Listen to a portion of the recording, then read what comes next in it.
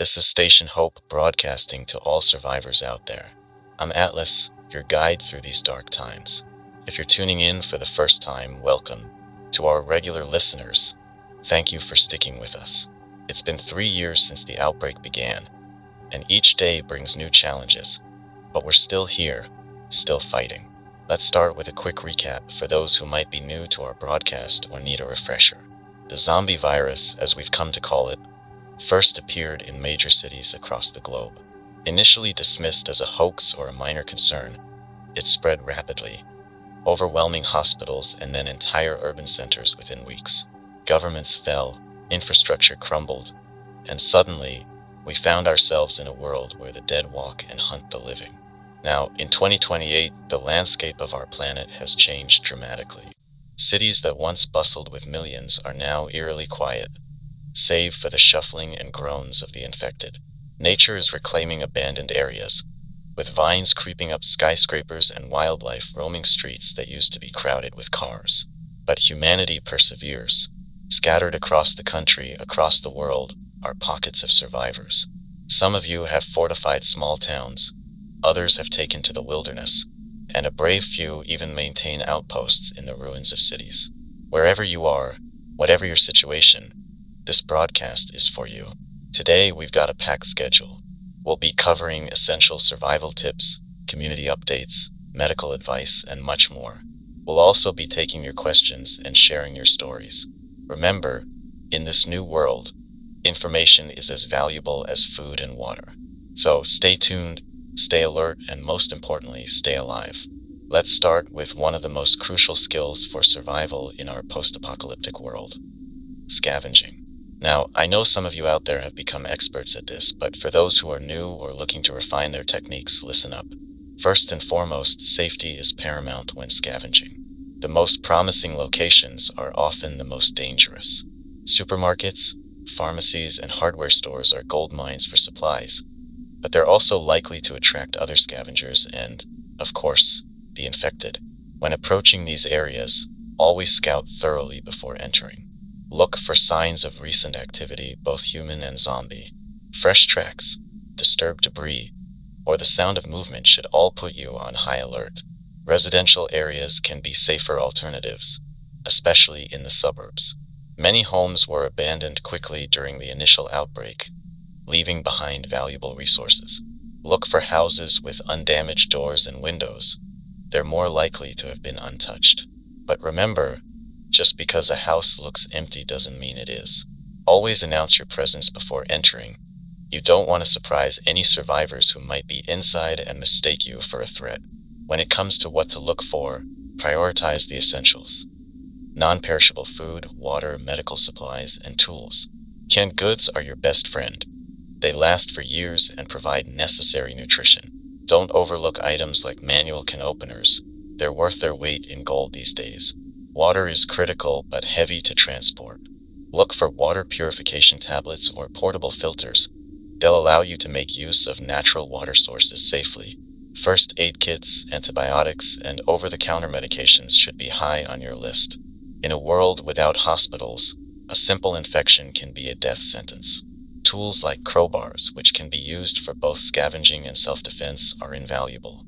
Batteries, especially rechargeable ones, are always in high demand. Now, let's talk about avoiding detection while scavenging. The infected are attracted to sound and movement, so stealth is key. Move slowly and deliberately. If you need to communicate with your scavenging partners, use hand signals instead of speaking. Wear soft-soled shoes to minimize noise, and avoid loose clothing that could snag on debris. One trick I've learned over the years is to use distractions. If you need to enter a potentially dangerous area, try creating a noise source away from your intended entry point. Something as simple as a bottle thrown to shatter in the distance can draw the infected away, giving you a clearer path. Always have an exit strategy. Before entering any building, identify multiple escape routes. The way you came in might not be clear when you need to leave in a hurry. Windows, back doors, even crawl spaces can become life-saving exits when the dead start pouring in. Scent is another factor to consider. The infected may not be able to see well, but their sense of smell is unnervingly sharp. if possible, mask your scent. Some survivors swear by rubbing dirt or herbs on their skin and clothes. While I can't personally vouch for the effectiveness, it's a tactic worth considering. Remember, scavenging isn't just about what you find, it's about getting back alive with your supplies. No matter how tempting a cache of goods might be, if the risk is too high, it's not worth it. You can't help your community if you don't make it back. Speaking of communities, let's shift gears and talk about fortification strategies. Whether you're part of a larger group or trying to secure a space for yourself and a few others, knowing how to create a safe haven is crucial in this dangerous world. The first step in fortification is choosing the right location. High ground offers better visibility and is easier to defend. Buildings with fewer ground-level entry points are ideal. Schools, prisons, and some apartment complexes can make excellent bases due to their sturdy construction and easily secured perimeters. Once you've chosen your location, start by securing all entry points. Doors should be reinforced with additional locks and barricades. Windows on lower floors should be boarded up, leaving only small openings for observation and ventilation. If you have the resources, consider setting up a series of barriers or fences around your perimeter. This creates a buffer zone that slows down both infected and potential human threats. Now, let's talk about early warning systems.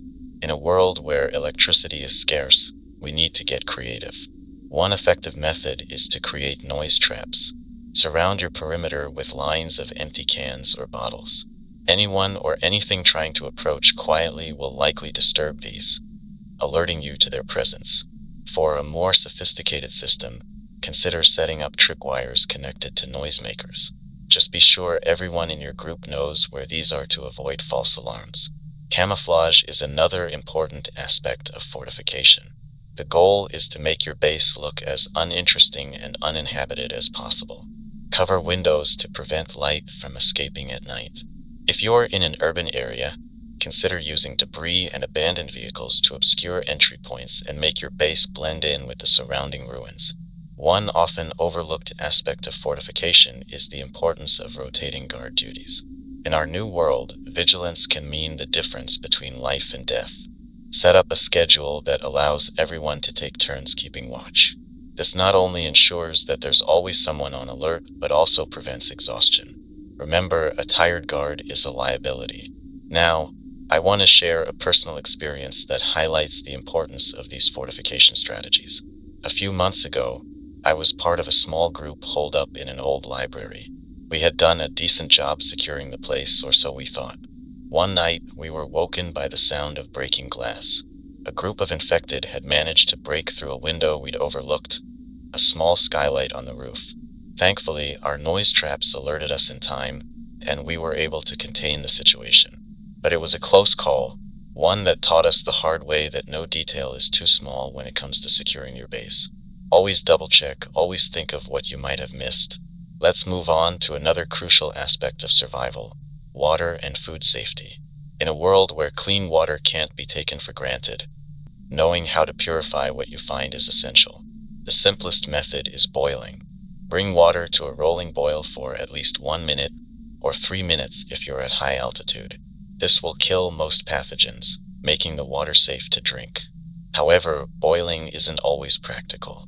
You might not have the means to start a fire, or you might be in a situation where the smoke could attract unwanted attention. In these cases, chemical treatment is your next best option. Water purification tablets are ideal if you can find them. They're lightweight, easy to use, and effective against a wide range of waterborne pathogens. If you don't have access to commercial purification methods, there are still options. One method I've used in a pinch is solar disinfection. Fill clear plastic bottles with water and leave them in direct sunlight for at least 6 hours, or 2 days if it's cloudy. The UV rays from the sun will kill most harmful microorganisms. For a more permanent solution, consider setting up a DIY filtration system. A basic filter can be made using layers of sand, gravel, and activated charcoal. This won't make water completely safe on its own, but it will remove many contaminants and can be used in conjunction with other purification methods. When it comes to identifying safe water sources, clear, running water is generally safer than stagnant water. However, don't be fooled by appearances. Even the clearest stream can harbor dangerous pathogens. Always treat water before drinking, no matter how clean it looks. Rain collection can be an excellent source of relatively clean water. Set up tarps or other collection systems to take advantage of rainfall. Just remember to filter and purify this water as well the air as your collection system. Now let's talk about food safety. In our current situation, food contamination is a serious risk. Without refrigeration, many foods spoil quickly. Canned goods are your safest bet, as they can last for years if the can remains undamaged. Always check cans for signs of bulging or leaking before opening, as these can indicate dangerous bacterial growth. When it comes to fresh food, whether from scavenging or your own gardening efforts, be cautious. Wash all fruits and vegetables thoroughly with purified water. If you're unsure about the safety of a plant or fungus, don't risk it. Many survivors have fallen ill from consuming misidentified plants. Meat is particularly tricky. Without reliable refrigeration, it's best to consume meat immediately after hunting or fishing. If you need to preserve meat, smoking or drying can be effective methods. However, these require knowledge and practice to do safely. When in doubt, stick to canned or dried meats that you've scavenged. One often overlooked source of nutrition is insects. I know it sounds unappetizing, but many insects are not only edible but also highly nutritious. Grasshoppers, ants, and grubs are generally safe to eat and can provide valuable protein. Just make sure to cook them thoroughly to kill any parasites. Remember, food poisoning in our current world isn't just uncomfortable, it can be deadly. Without easy access to medical care, severe dehydration from foodborne illness can quickly become life-threatening. When in doubt, it's better to go hungry for a bit longer than to risk eating something unsafe. Now, let's move on to some community updates. I've been receiving reports from various survivor camps, and I want to share some of this information with all of you. Remember, knowledge is power in our new world, and staying informed about what's happening in other areas can be crucial for your survival. First, I've heard from a group in what used to be the suburbs of Chicago. They've managed to establish a thriving community in a gated neighborhood. Their success comes from a combination of strong defenses and smart resource management. They've converted all available green spaces into gardens and are using solar panels for limited electricity. However, they report increasing pressure from larger hordes of infected moving out of the city center. If any of you are in that area, be cautious. The urban zones might be emptying as food sources for the infected dwindle. On a more positive note, a community in the Appalachian Mountains has sent word that they've successfully reestablished shortwave radio communication with several other groups along the mountain range. This is fantastic news, as it opens up possibilities for wider information sharing and coordination. If any of you have the equipment and expertise, consider trying to join this network. Just be careful about broadcasting your exact location to avoid attracting unwanted attention. I've also received word of a troubling situation developing in what used to be the Southwest.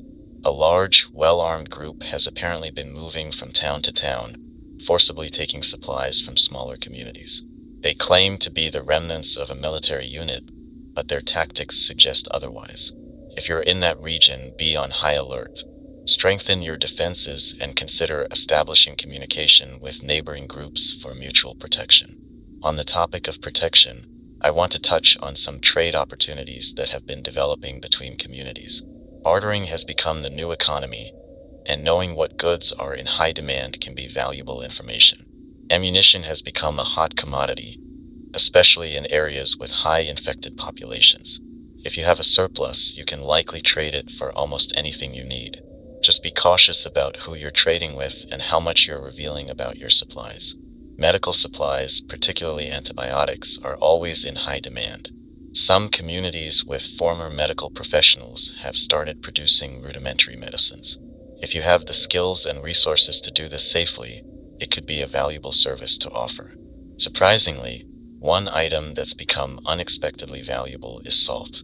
It's essential for preserving food, and supplies are dwindling in areas away from the coast. If you're near the ocean or any salt deposits, gathering salt could put you in a strong trading position.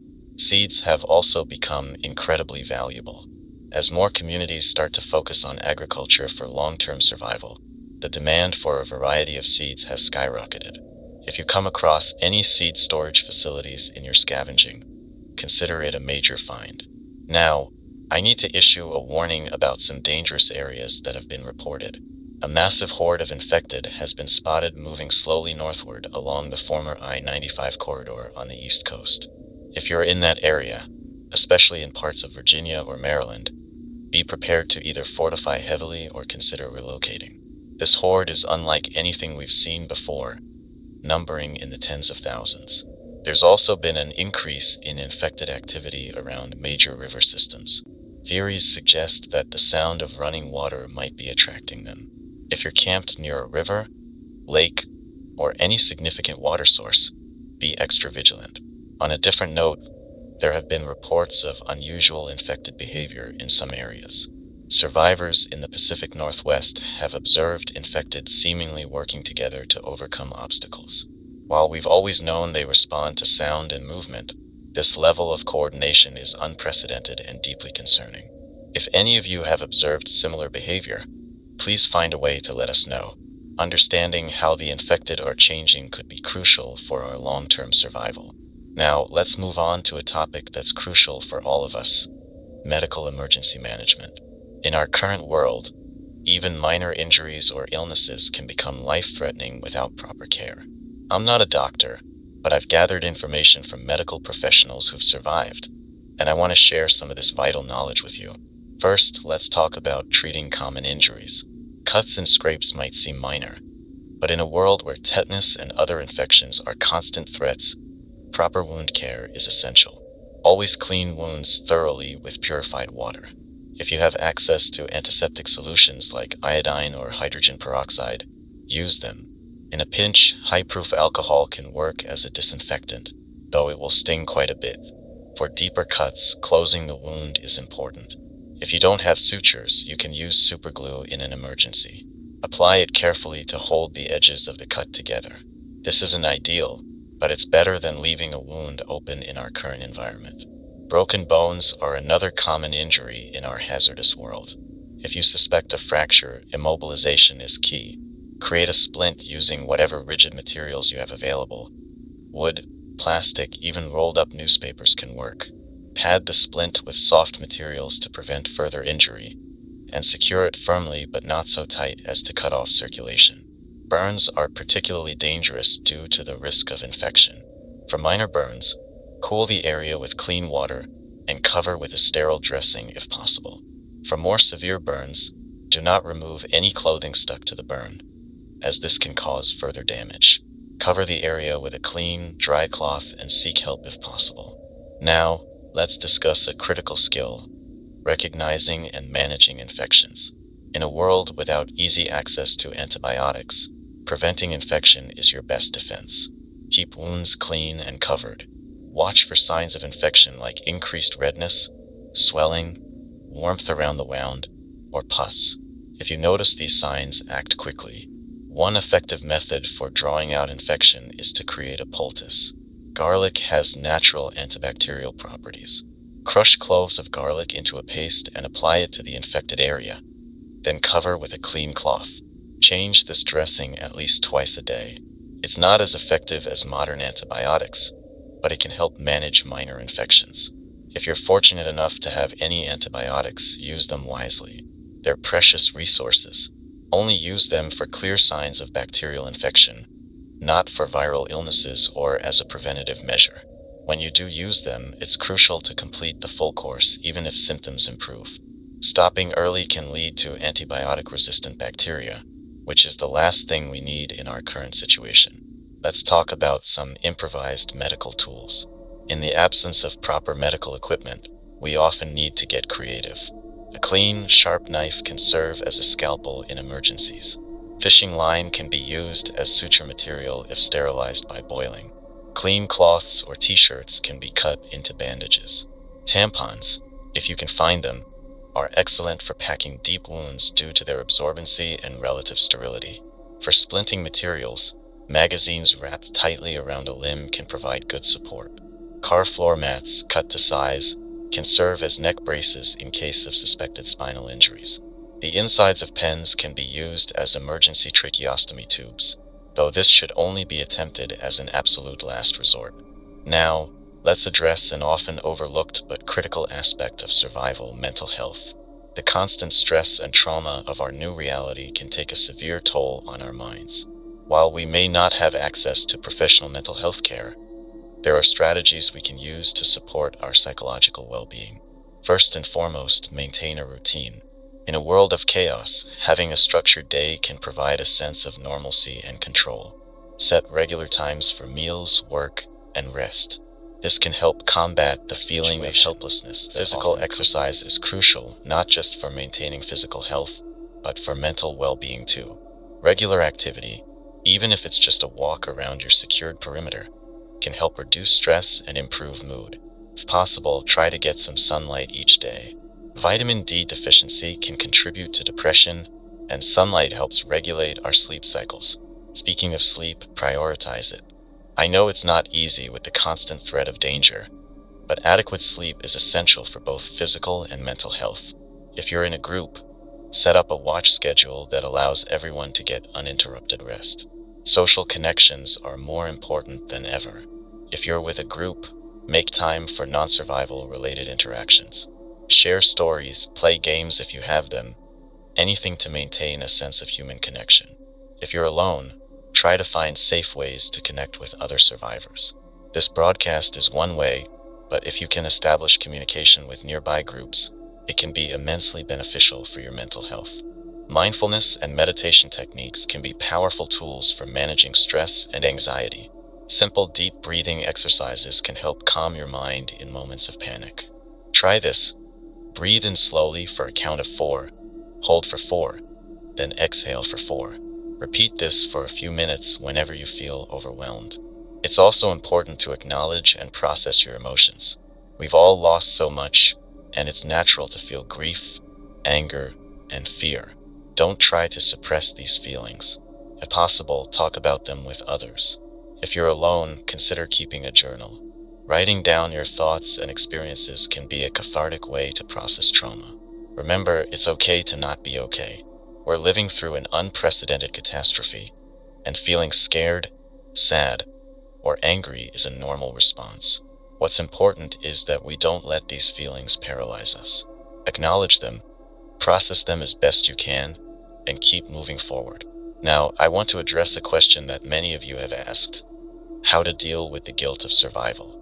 Many of us have lost loved ones or had to make difficult decisions to ensure our own survival.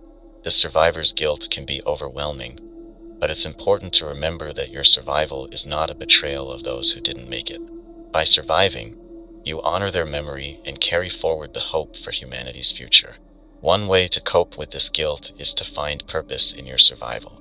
Set goals not just for staying alive, but for rebuilding, for helping others when you can, for preserving knowledge and skills that will be crucial for future generations. Your survival has meaning, and recognizing that can help alleviate some of the guilt. I also want to touch on the importance of maintaining hope. In our current world, it's easy to fall into despair, but hope, even in small doses, can be a powerful force for survival. Look for small victories each day, whether it's a successful scavenging run, a day without seeing any infected, or simply watching a sunrise. These moments remind us that beauty and goodness still exist in the world. Speaking of hope, I've received several messages asking about the possibility of a cure for the zombie virus. I want to be clear. As of now, we have no confirmed information about any cure or vaccine. There are rumors, of course. Some say there are government scientists working in secret bunkers. Others claim that natural immunity exists in certain individuals. While these are intriguing possibilities, we can't count on them. Our focus needs to be on survival and rebuilding in the world as it is now. That being said, don't give up hope entirely. The human spirit is resilient, and our capacity for scientific advancement is remarkable. It's entirely possible that somewhere out there, someone is working on a solution. In the meantime, our job is to survive, to learn, to adapt, and to preserve as much of our knowledge and humanity as we can. Now, I want to share a personal story that I hope will resonate with many of you. A few months ago, I hit a low point. The constant struggle for survival, the loneliness of being one of the few voices still broadcasting, it all became overwhelming. I found myself questioning the point of it all. Why keep going in a world that seemed beyond saving? But then I received a message. It was from a young survivor, couldn't have been more than 15. She told me how my broadcasts had given her group the information they needed to fortify their shelter, to find food when their supplies ran low. She said that hearing my voice each day reminded them that they weren't alone, that humanity was still out there, still fighting. That message changed everything for me. It reminded me why I started this broadcast in the first place. We're not just surviving for ourselves, we're surviving for each other, for the future of our species. Every day we keep going is a victory, not just over the infected, but over despair itself. So, to all of you listening out there, whether you're in a well-established community or alone in a makeshift shelter, remember this: you are not alone. Your survival matters. Your struggles, your triumphs, they all contribute to the larger story of humanity's resilience. We will endure, we will rebuild, and someday we will thrive again. As we continue our broadcast, I want to remind everyone to stay vigilant, stay prepared, but also to hold on to your humanity. It's our compassion, our ability to connect and care for one another that separates us from the infected, is what makes us survivors, not just in body, but in spirit. Now, let's move on to a segment I always look forward to: listener interactions. I've received a number of messages from survivors across different regions, and I want to share some of these stories and questions with all of you. Remember, your experiences and insights are invaluable to our collective survival. First, we have a message from Sarah in what used to be upstate New York. She writes, "Atlas, we've been struggling with food storage as winter approaches. We've tried canning, but without proper equipment, we're worried about botulism. Any advice?" Sarah, this is an excellent question and a concern many of us share. Canning is indeed tricky without proper equipment, and the risk of botulism is not one to take lightly. However, there are other preservation methods you can try. Drying or smoking meats and fruits can be effective if done correctly. For vegetables, fermentation is an option. Sauerkraut, for example, is not only preserved but also provides beneficial probiotics. If you have access to salt, you can also try salt-curing meats. Remember, whatever method you choose, cleanliness is crucial to prevent contamination. Next, we have a message from Miguel in the Southwest. He says, "We've noticed the infected in our area seem to be more active at night. Is this something others have observed?" Miguel, thank you for sharing this observation.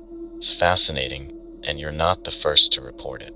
Several communities have noted increased nighttime activity among the infected. There are a few theories about this. Some believe it might be related to temperature, with the cooler night air making the infected more active. Others suggest it could be a result of the lack of sunlight affecting whatever remains of their sensory functions. Whatever the reason, it's valuable information for all of us. For those in areas with similar patterns, consider adjusting your scavenging and patrol schedules accordingly. Extra vigilance during night hours might be necessary. Here's a message from Liam in the Pacific Northwest. "Atlas, we've started fishing in nearby rivers for food, but we're worried about water contamination affecting the fish. How can we tell if they're safe to eat?" Liam, this is a valid concern. Water contamination is a serious issue in our post-apocalyptic world. When it comes to fish, there are a few things you can look out for. First, observe the water itself. If it's cloudy, has an unusual color or smell, or you can see obvious pollution, it's best to avoid fishing there altogether. When you catch fish, examine them closely. Look for any unusual growths, discoloration, or lesions on the skin. These could indicate disease or contamination. Also, pay attention to the fish's eyes. They should be clear, not cloudy or sunken. When you clean the fish, check the internal organs. They should be intact and have a normal color and texture. If anything looks off, it's safer not to eat it. Always cook fish thoroughly, as this can kill many potential pathogens. If possible, diversify your fishing spots to avoid overfishing and to reduce the risk of relying on a single, potentially contaminated source. Now, I'd like to share a survival story sent in by Elena from the Midwest. She writes, "Last month, our community was running dangerously low on medical supplies. We knew of a hospital about 20 miles away, but it was in a heavily infested area. We decided to risk a run. We sent our 4 best scavengers, armed them as well as we could, and gave them our fastest vehicle. The plan was to get in and out as quickly as possible. They made it to the hospital without incident, but once inside, they found it overrun with infected. They had to fight their way to the pharmacy using precious ammunition. Just when they thought they were in the clear, they realized they were surrounded. It looked like the end. But then one of them had an idea. They found the hospital's intercom system and turned it on full blast, playing music from a phone they brought. The noise drew most of the infected away from their location, allowing them to slip out with the supplies. They made it back with only minor injuries and enough medical supplies to last us months. The lesson we learned: creativity can be just as important as firepower. Thank you for and sharing always, that, always Elena. Have a backup. Your team's quick thinking and bravery are truly inspiring. It's a powerful reminder of the importance of adaptability in our new world. And you're absolutely right about creativity. Sometimes thinking outside the box can make all the difference between life and death. I've received a question from Jay in what used to be Southern California. They ask, "We've been thinking about trying to grow our own food, but none of us have any farming experience. Where should we start?" Jay, this is a great question and a smart move. Growing your own food can greatly increase your long-term sustainability. Starting small is key. Begin with easy-to-grow vegetables like tomatoes, beans, or leafy greens. These don't require much space and can even be grown in containers if you're in an urban area. Soil quality is crucial. If you can, test your soil or try to find information about the soil in your area from pre-outbreak sources. Many libraries or government buildings might still have this information. If your soil isn't great, consider composting to improve it. This has the added benefit of helping you dispose of food waste safely. Water is another critical factor. Set up a rainwater collection system if you can. This will help ensure a steady water supply for your plants. In dry areas, consider drought-resistant plants native to your region. Remember, farming is a skill that takes time to develop. Be patient with yourself and don't get discouraged if your first attempts aren't successful. Keep detailed records of what works and what doesn't. This information will be invaluable as you improve your skills. Lastly, if you can find them, old gardening books can be a goldmine of information. Look for one specific to your region for the most relevant advice. Now, I want to address a concern that's been raised by several listeners. Many of you have asked about dealing with other groups of survivors, particularly those who might not have the best intentions. This is a delicate subject, but an important one. First and foremost, caution is paramount when encountering other groups. While cooperation and trade between communities can be incredibly beneficial, we must also be prepared for those who may seek to take advantage of others in these desperate times. When meeting other groups, always do so on neutral ground, and never reveal the location of your base or the full extent of your resources. Have a designated meeting spot away from your main camp for such interactions. If possible, gather intelligence about other groups in your area before making contact. Observe their behavior from a distance. Do they seem organized? Aggressive? Do they treat their own members well? This can give you valuable insights into their character and intentions. When you do meet, start with small exchanges or cooperative efforts. This allows you to build trust gradually. Be prepared to walk away if anything feels off. Trust your instincts, they're often right. It's also wise to have defensive plans in place. This doesn't mean being aggressive, but rather being prepared. Have escape routes planned. Establish codes or signals within your group to communicate discreetly if needed. Remember, in our world, your greatest strength is often the community you build. Fostering good relationships with trustworthy groups can provide mutual benefits in terms of safety, resource sharing, and emotional support. But always prioritize the safety and well-being of your own group first. I want to end this segment with a message of hope sent in by David from the Rocky Mountains. He writes, "Atlas, I wanted to share something amazing we witnessed last week. We were out on a routine patrol when we came across a small valley we hadn't explored before. What we found there took our breath away. The entire valley was filled with wildflowers, more colors than I'd seen since before the outbreak. Butterflies were flitting around, and we even saw a deer with her fawn. For a moment, it was like the world hadn't ended. It reminded us that life goes on, that beauty still exists. Thought your listeners might appreciate a bit of good news. Thank you, David. Your story is a powerful reminder of the resilience of nature and the beauty that still exists in our world. It's easy to get caught up in the daily struggle for survival, to see only the devastation and danger around us. But moments like these, glimpses of the world's enduring beauty, can rejuvenate our spirits and remind us of what we're fighting to preserve. To all of you out there listening, I encourage you to look for these moments of beauty and hope in your own surroundings.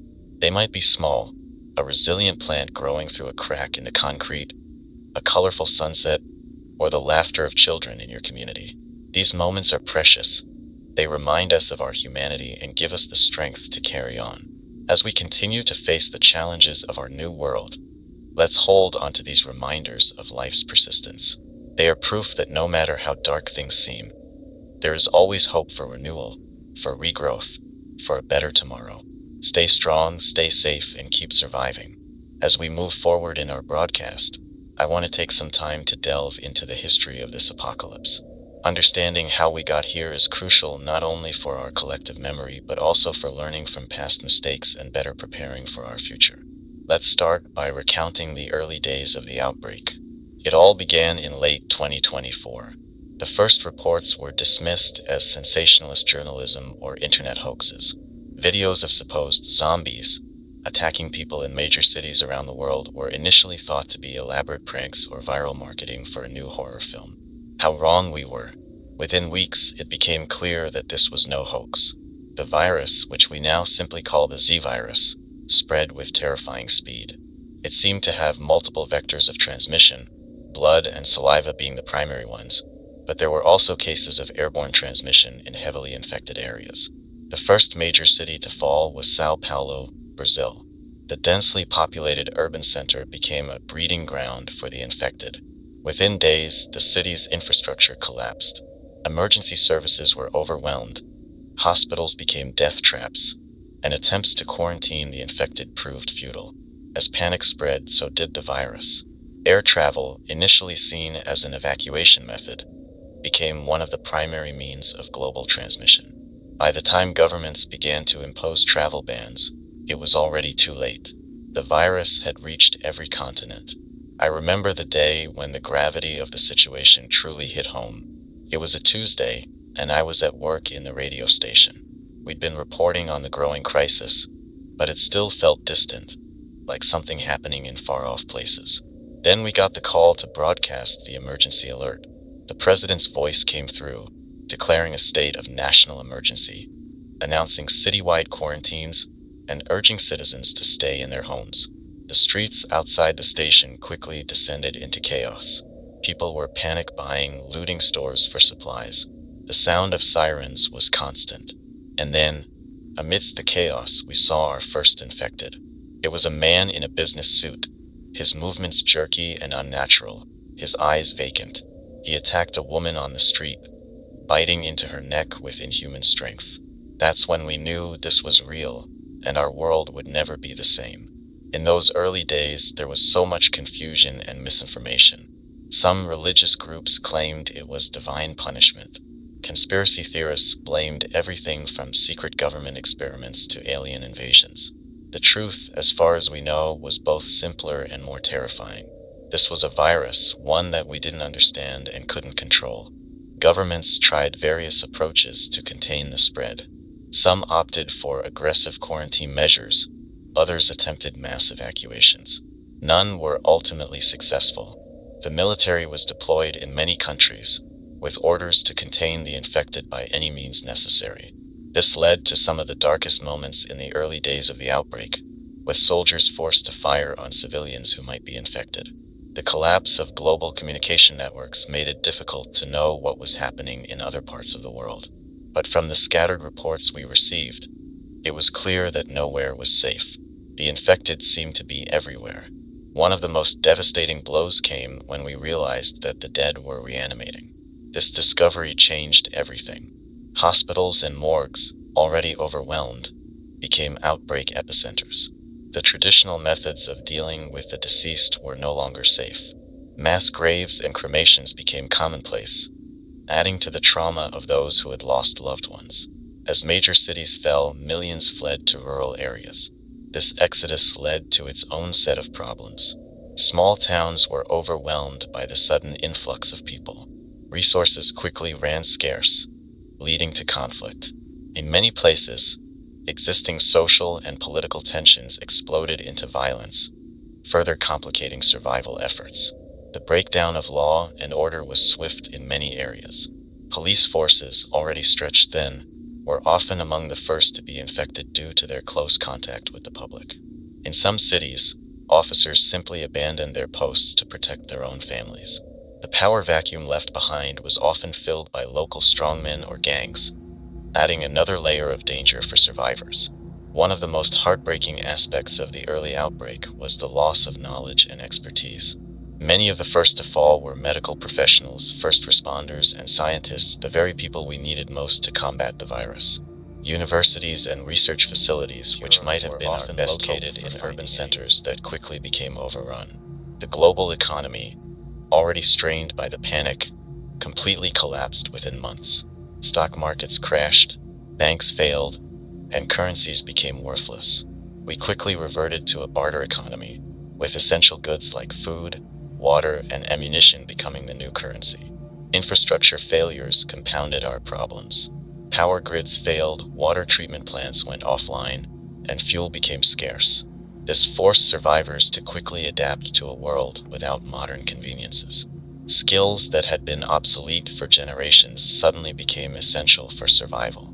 But even in those darkest days, there were moments of hope and heroism. I remember reports of a group of nurses in Chicago who barricaded themselves in the pediatric ward of a hospital, protecting the children in their care for weeks until help arrived. Or the story of a small town in Montana where the residents banded together, pooling their resources and skills to create a self-sustaining community that still thrives today. As the initial chaos of the outbreak subsided, those of us who survived began to adapt to our new reality. We learned, often through brutal trial and error, how to avoid and combat the infected. We discovered that they were attracted to sound and movement, that they seemed to have trouble with complex obstacles, and that headshots were the most effective way to stop them permanently. The first year was undoubtedly the hardest. Millions died not just from the virus, but from starvation, exposure, and conflicts over resources. The global population was decimated. Even now, years later, we can only estimate how many people are left. But those who survived that first year were hardened, adapted to the new world. Gradually, pockets of survival began to emerge. Abandoned military bases, offshore oil rigs, remote islands, fortified small towns. These became the nuclei of the remaining human population. People began to relearn old skills and develop new ones suited to our changed world. Communication became a critical issue. With the internet and cell networks down, we had to rely on older technologies. Radio, especially shortwave, became a lifeline for many survivors. That's how broadcasts like this one started, as a way to share information, to let people know they weren't alone. One of the most significant developments in the past year has been the emergence of organized trade routes between survivor communities. These routes, often dangerous and always carefully guarded, have allowed for the exchange of goods and information. They've also led to the rediscovery of areas that were thought to be completely lost to the infected. We've also seen the beginnings of what might be called a new form of governance. It's not like the old world, with its nations and complex bureaucracies. Instead, we're seeing small, local councils making decisions for their communities. Some larger groups have formed alliances for mutual protection and resource sharing. It's a new kind of society, born from necessity and shared survival. But we can't forget the ever-present threat that surrounds us. The infected are still out there, and in many ways they're more dangerous than ever. We've observed changes in their behavior over time. They seem to be developing some form of rudimentary pack behavior. There have been reports of infected working together to overcome obstacles or to corner prey. Whether this is some form of evolution or simply learned behavior, it makes them an even greater threat.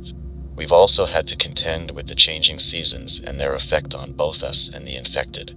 The first winter after the outbreak was particularly brutal.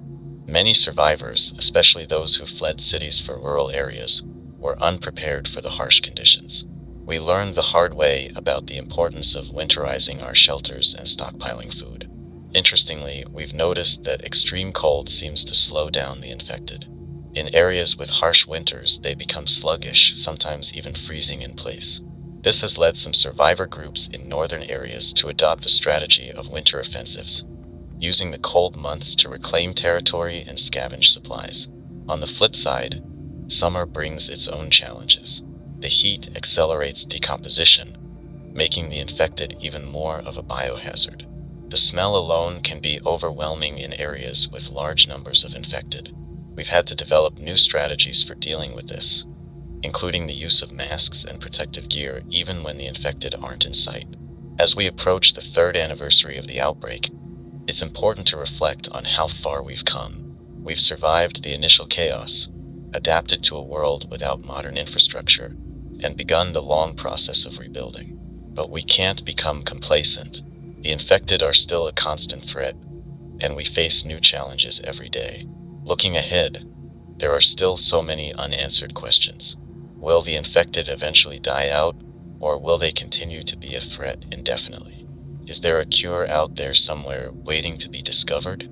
Can we ever hope to reclaim our cities, or will humanity be confined to small, scattered communities? These are questions we can't answer yet. But what I do know is this: we are survivors. We've faced the unimaginable and we're still here. Every day that we wake up, every meal we share, every child born into this new world, these are victories. They're proof that no matter how dark things get, life finds a way. So to all of you listening out there, whether you're in a well-established community or alone in a makeshift shelter, remember this: you are not alone. Your survival matters. We're all in this together, and together we will find a way to not just survive, but to build a new world from the ashes of the old. Stay safe, stay strong, and keep listening. This is Atlas, your voice in the darkness, signing off for now. Welcome back, survivors. This is Atlas, and you're listening to Station Hope. As we continue our broadcast, I want to shift our focus to something that's been on many of our minds lately: the possibility of a cure or vaccine for the zombie virus. Now, I want to be clear from the outset, we don't have any confirmed information about a cure. What we're going to discuss are the theories, rumors, and the scientific realities of our situation. First, let's talk about what we know about the virus itself. From the limited research that was done in the early days of the outbreak, we understand that it's unlike anything we've seen before. It appears to be a hybrid of several known virus types, combining aspects of rabies, influenza, and prion diseases. This unique combination is what makes it so deadly and, unfortunately, so difficult to combat. One of the most persistent rumors I've heard is about natural immunity. There have been stories circulating about individuals who seem to be resistant to the virus. These tales often describe people who've been bitten but didn't turn, or who can move among the infected without attracting their attention. While these stories are intriguing, we have no verified cases of natural immunity. It's possible that these are just urban legends born from our hope for a solution. However, if there is any truth to them, studying these immune individuals could be key to developing a cure. Another theory that's gained traction is the idea of a government-developed cure. Many believe that somewhere, in a secret bunker or a hidden lab, scientists are working on a solution. Some even claim that a cure already exists but is being kept secret for some reason. While it's certainly possible that research is ongoing in secure locations, we have no concrete evidence of this. And given the state of most government and military installations we've encountered, it seems unlikely that large-scale, organized research is taking place. That being said, we shouldn't discount the possibility entirely. There may well be isolated groups of scientists and researchers out there, working with limited resources to find a solution. If you're listening and you're one of these people, know that your work is invaluable. And if anyone has information about such groups, sharing that knowledge could be crucial for humanity's future. Now, let's consider the practical challenges of developing a cure or vaccine in our current world. Even if we had a promising lead, the infrastructure for large-scale medical research and production simply doesn't exist anymore. Most laboratories and pharmaceutical facilities have been destroyed or abandoned. The equipment and materials needed for advanced medical research are scarce and difficult to maintain without a functioning supply chain. Moreover, the loss of global communication networks means that even if breakthroughs are happening, sharing that information is incredibly challenging.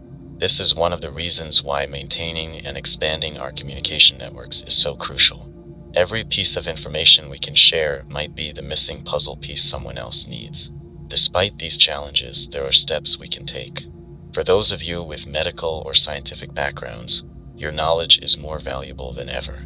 If you can find ways to safely conduct research, even on a small scale, it could make a difference. Look for patterns in how the virus spreads, how it affects different individuals, anything that might give us more insight into its nature. For the rest of us, one of the most important things we can do is observe and record. Keep detailed notes about the infected you encounter. Are there variations in their behavior? Do some seem more intelligent or aggressive than others? Have you noticed any changes over time? This kind of observational data, when collected over large areas and long periods, can be incredibly valuable for understanding. There's also the question of whether the virus might burn itself out naturally. Some have suggested that as the infected decompose, they'll eventually become immobile and cease to be a threat. While we have observed slower movement in older infected, we haven't seen any sign of them becoming completely immobile. The virus seems to preserve its hosts far longer than natural decomposition would allow. Another avenue that some survivors have been exploring is the use of natural remedies and traditional medicines. While we should be cautious about unproven treatments, there may be value in investigating plants and herbs that have known antiviral properties. If you're experimenting with these, please be careful and document your findings thoroughly. One of the most promising areas of investigation, in my opinion, is understanding why animals seem to be immune to the virus.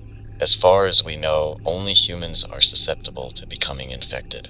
If we could understand why animals are resistant, it might provide crucial insights into how to protect humans. Now, I want to address something that's been a point of controversy among survivors: the ethics of experimenting on the infected. Some argue that since the infected are no longer human, using them for research is justified if it could lead to a cure. Others believe this crosses a moral line and could lead us down a dangerous path. This is a complex issue without easy answers. If you're in a position where this is a real consideration, I urge you to think carefully about the ethical implications and the potential consequences, both practical and moral. While we're on the topic of ethical considerations, we need to talk about what finding a cure would actually mean for our world. If we did develop a way to stop the virus, we'd be faced with incredibly difficult questions. Do we try to cure the infected, or do we focus on protecting the uninfected? How would we produce and distribute a cure or vaccine in our fragmented world? Who would get priority? These are heavy questions, but ones we need to start thinking about now. Despite all the challenges and uncertainties, I believe it's crucial that we don't give up hope for a cure. Hope is what keeps us going, what pushes us to keep fighting and searching for solutions. But we also need to balance that hope with practical action. We can't just wait for a miracle cure to appear. We need to focus on survival, on rebuilding, on creating a world that can sustain us even if a cure is never found. For those of you out there with the knowledge and resources to work on this problem, know that your efforts are appreciated and desperately needed. For the rest of us, our job is to survive, to preserve knowledge, and to be ready to act if a solution is found. Remember, every day that we survive is a victory against the virus. Every child born into this new world, every garden planted, every new safe house established, these are all signs that we are not beaten. We are adapting, evolving, finding ways to thrive in this changed world. As we wrap up this segment on the search for a cure, I want to remind all of you that while medical solutions are important, our greatest strength in this fight is each other. The communities we build, the knowledge we share, the support we offer one another. These are the things that will see us through this dark time. Now, let's move on to a topic that's crucial for our day-to-day survival: advanced scavenging techniques. As resources become scarcer and picked over areas yield less, we need to get smarter about how we search for supplies. First, let's talk about urban scavenging. Cities are dangerous, but they're also treasure troves of resources if you know where to look. One often overlooked location is office buildings. While they might not seem like obvious targets, they can contain valuable items. Look for first aid kits, which are often required by workplace safety regulations. The cafeterias or break rooms might have non-perishable food items. And don't overlook things like duct tape, tools, or batteries that might be lying around in desk drawers. Another urban location to consider is construction sites. These can be gold mines for tools, building materials, and even fuel. Be cautious though, as the noise from construction often attracts hordes of infected. For those of you in suburban areas, don't neglect to check garden sheds and garages. These often contain tools, fuel, and materials that can be invaluable for fortifying your base or repairing equipment. When scavenging in residential areas, think beyond the obvious locations like kitchens and bathrooms. Check attics and basements, which often contain long-forgotten supplies. Look for homes with solar panels. These might have batteries or inverters that could be useful for generating power. Now, let's talk about rural scavenging. Farms can be excellent sources of supplies, but they're often overlooked. Look for silos which might contain grain. Farm equipment can be repurposed for defense or transportation. And don't forget to check for veterinary supplies, which can often be used for human medical needs in a pinch. One strategy that's been successful for many survivor groups is to create detailed maps of their area, marking out scavenged and unscavenged locations. This can help you keep track of where you've been and identify new areas to explore. Remember, successful scavenging isn't just about finding supplies. It's about getting them back safely. Always have an escape route planned, and if possible, scout locations before committing to a full scavenging run. Lastly, I want to touch on the importance of trading and bartering. As scavenging becomes more difficult, establishing trade relationships with other survivor groups can be crucial. If you have a surplus of one item, consider trading it for something you need. This not only helps you get necessary supplies, but also builds valuable relationships with other communities. As always, stay safe out there. This is Atlas, your voice in the darkness, reminding you that every day we survive is a victory. Keep listening, keep hoping, and keep fighting. Together, we will find a way through this. Now, let's move on to a topic that's been on many of your minds lately: zombie behavior analysis. Understanding how the infected think and act is crucial for our survival, and over the past few years, we've learned a lot through observation and, unfortunately, often through deadly encounters. First, let's talk about the basics. The infected are driven primarily by one thing: the need to feed. They don't sleep, they don't rest. They simply pursue any living thing they can detect. This single-minded focus makes them incredibly dangerous, but it also makes them somewhat predictable. One of the most important things we've learned is how the infected detect potential prey. They rely heavily on sound and movement.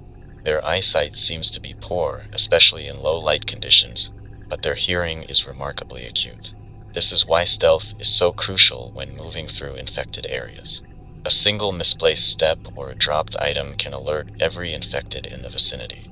Interestingly, they seem less responsive to smell than we initially thought. While there have been reports of infected reacting to the scent of blood, they don't appear to track prey by scent alone. This is good news for us, as it means that basic camouflage techniques can be effective. Now, let's delve into some of the more complex behaviors we've observed. One of the most concerning developments is what appears to be a form of rudimentary pack behavior.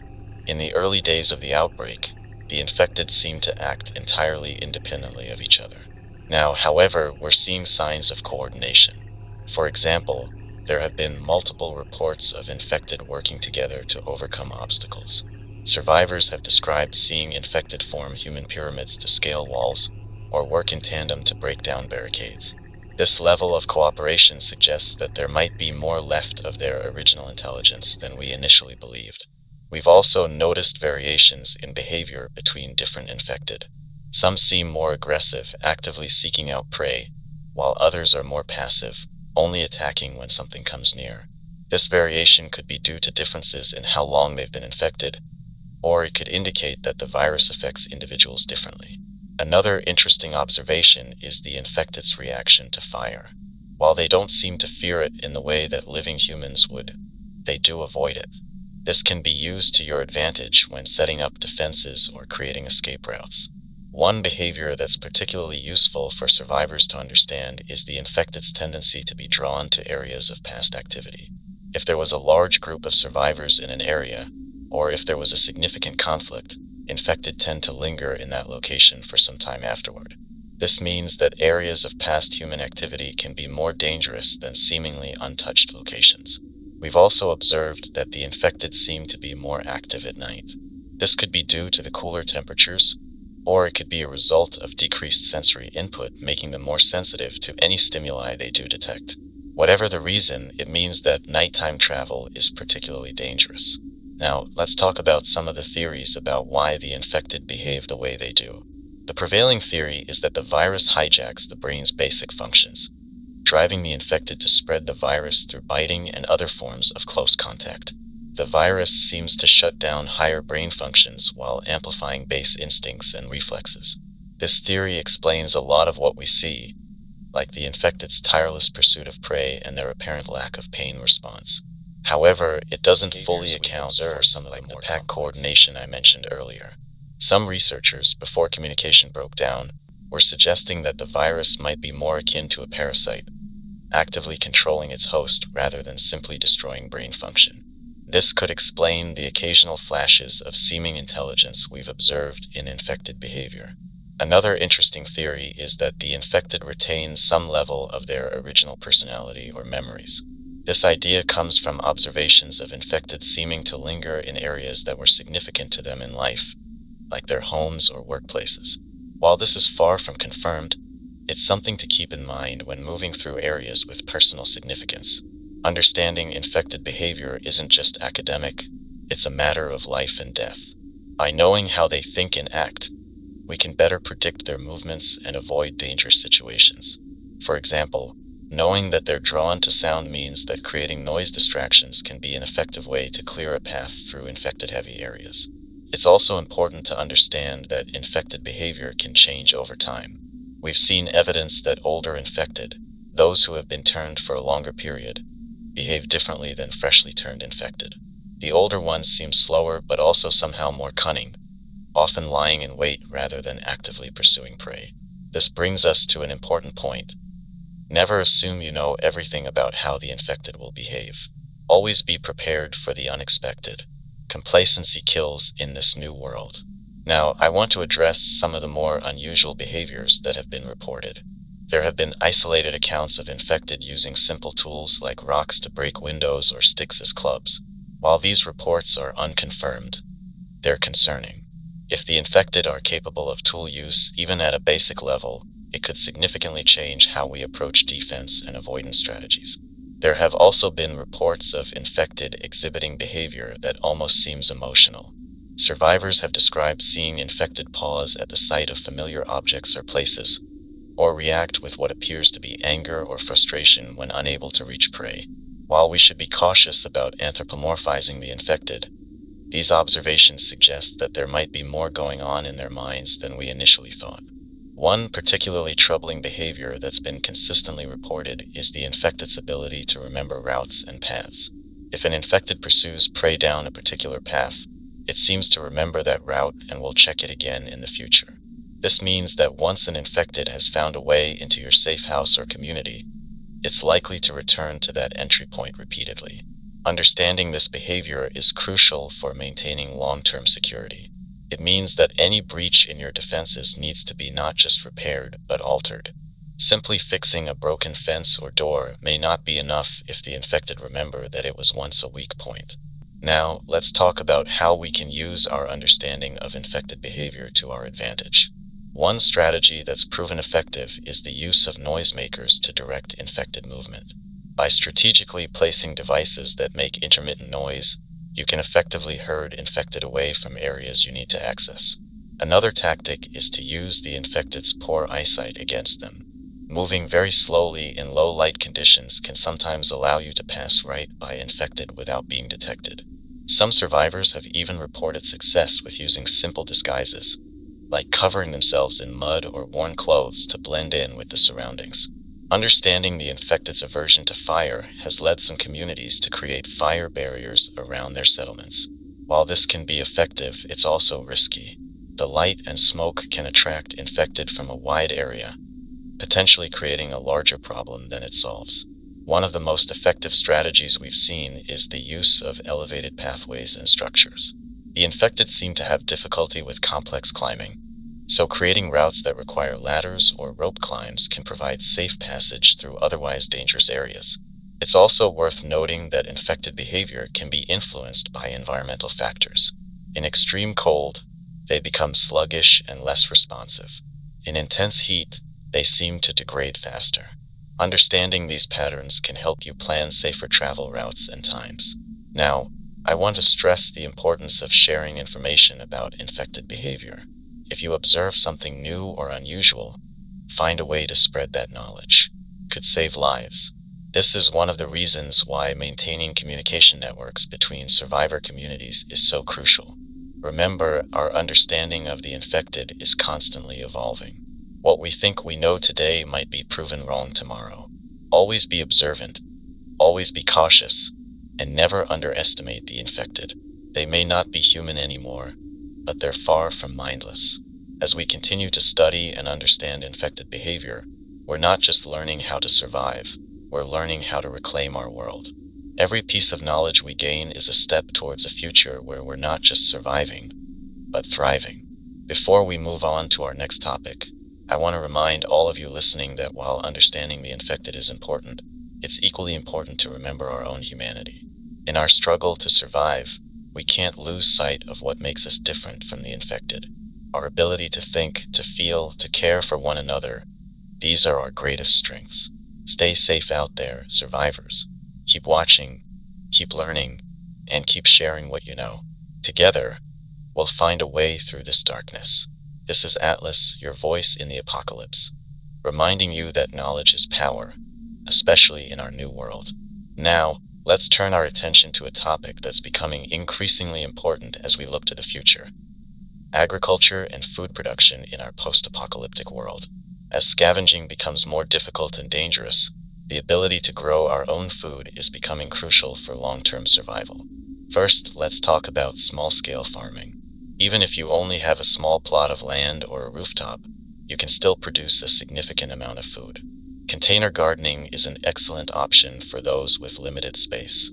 You can use almost anything as a container, from old buckets to discarded bathtubs. Just make sure whatever you use has drainage holes. When choosing what to grow, focus on high-yield, nutrient-dense crops. Tomatoes, beans, and leafy greens are all good options. They grow relatively quickly and provide essential vitamins and minerals. Potatoes are another excellent choice. They're calorie-dense and can be stored for long periods if kept in a cool, dark place. For those with more space, consider starting a small field. Corn, wheat, and other grains can provide a substantial portion of your caloric needs. However, keep in mind that these crops require more space and resources to grow effectively. Vertical gardening is another technique that can maximize your growing space. You can create vertical gardens using trellises, old pallets, or even by hanging containers on walls or fences. This method is particularly useful for vine crops like peas, beans, and some varieties of squash. Now, let's talk about soil quality. In many areas, especially urban ones, the soil may be depleted or contaminated. Testing your soil is ideal, but if that's not possible, you can improve almost any soil with composting. Kitchen scraps, yard waste, and even human waste, properly composted, can be turned into rich, fertile soil. Water is another crucial factor in agriculture. If you're in an area with regular rainfall, consider setting up rain barrels to collect water. In drier areas, you might need to get creative. Gray water systems, which reuse water from sinks and showers, can be an effective way to irrigate your crops. For those in arid climates, consider drought-resistant crops. Many native plants in your area may be edible and well adapted to the local conditions. Cacti, for example, can be a valuable food source in desert regions. Let's move on to foraging. While growing your own food is ideal, knowing how to safely forage can supplement your diet and provide variety. However, I can't stress this enough. Never eat a plant unless you are 100% certain of its identification. Many edible plants have toxic lookalikes, and a mistake can be fatal. Some common edible plants found in many areas include dandelions. The entire plant is edible, chickweed, and lamb's quarters. Nuts and berries can also be valuable food sources. But again, be absolutely sure of your identification before consuming anything. Mushroom foraging can be particularly rewarding, but it's also the most dangerous. The difference between edible and deadly mushrooms can be subtle. Unless you have expert knowledge or guidance, it's best to avoid wild mushrooms entirely. Now let's discuss animal husbandry. Raising animals can provide not only food, but also other valuable resources like leather and fertilizer. Chickens are an excellent choice for small-scale animal husbandry. They require relatively little space, provide both eggs and meat, and can help control insect populations. Rabbits are another good option. They breed quickly, don't require much space, and their meat is high in protein. Plus, their manure is an excellent fertilizer for your gardens. For those with more space and resources, goats or sheep can provide milk, meat, and wool. They're also excellent at clearing overgrown areas, which can help with perimeter security. Fish farming or aquaculture is another option to consider. Even a small pond can produce a significant amount of protein, suited for small-scale aquaculture as they grow quickly and can tolerate a wide range of conditions. Now, let's talk about food preservation. In a world without refrigeration, knowing how to preserve food is crucial. Canning is an excellent method for preserving fruits, vegetables, and even meats. However, it requires specific equipment and knowledge to do safely. Improperly canned foods can harbor deadly bacteria, so if you're going to can, make sure you learn the proper techniques. Drying or dehydrating is another effective preservation method. Sun drying works well in hot, dry climates. In more humid areas, you may need to create a solar dehydrator or use other methods. Dried fruits, vegetables, and meats can last for months if stored properly. Smoking is an excellent way to preserve meat and fish. It not only extends the shelf life, but also adds flavor. A simple smoking setup can be made with a barrel or even a hole in the ground. Fermentation is another preservation method that has the added benefit of increasing the nutritional value of foods. Vegetables like cabbage can be turned into sauerkraut or kimchi, which will last for months and provide beneficial probiotics. Salt curing is one of the oldest preservation methods and can be very effective for meats. If you're near the coast, learning to extract salt from seawater could be a valuable skill. Root cellaring is a low-tech way to store many fruits and vegetables through the winter. A cool, dark, slightly humid environment can keep root vegetables, apples, and other produce fresh for months.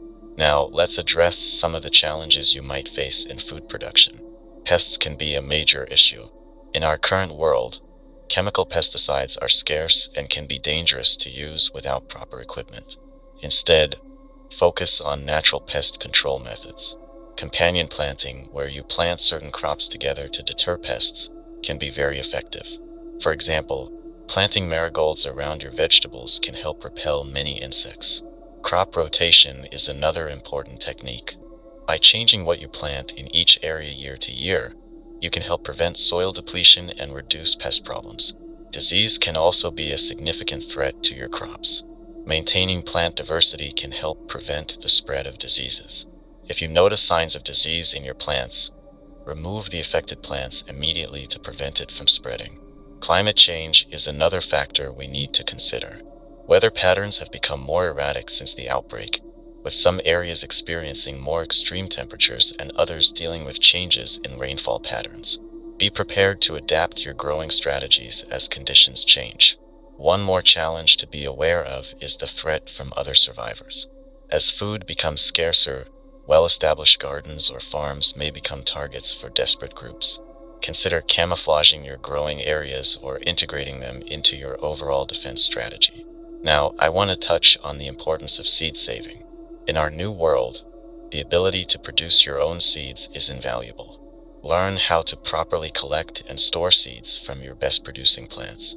This not only ensures you'll have seeds for the next growing season, but also allows you to gradually develop plants that are well adapted to your specific growing conditions. Remember, agriculture isn't just about producing food. It's about creating sustainability, about reducing our reliance on scavenging and building towards a future where we're not just surviving, but thriving. Every seed you plant, every animal you raise, is an act of hope and defiance against the chaos that surrounds us. For those of you who don't have a background in farming or gardening, don't be discouraged. These are skills that humans have been developing for thousands of years, and with patience and persistence, you can learn them too. Start small, observe carefully, and don't be afraid to experiment.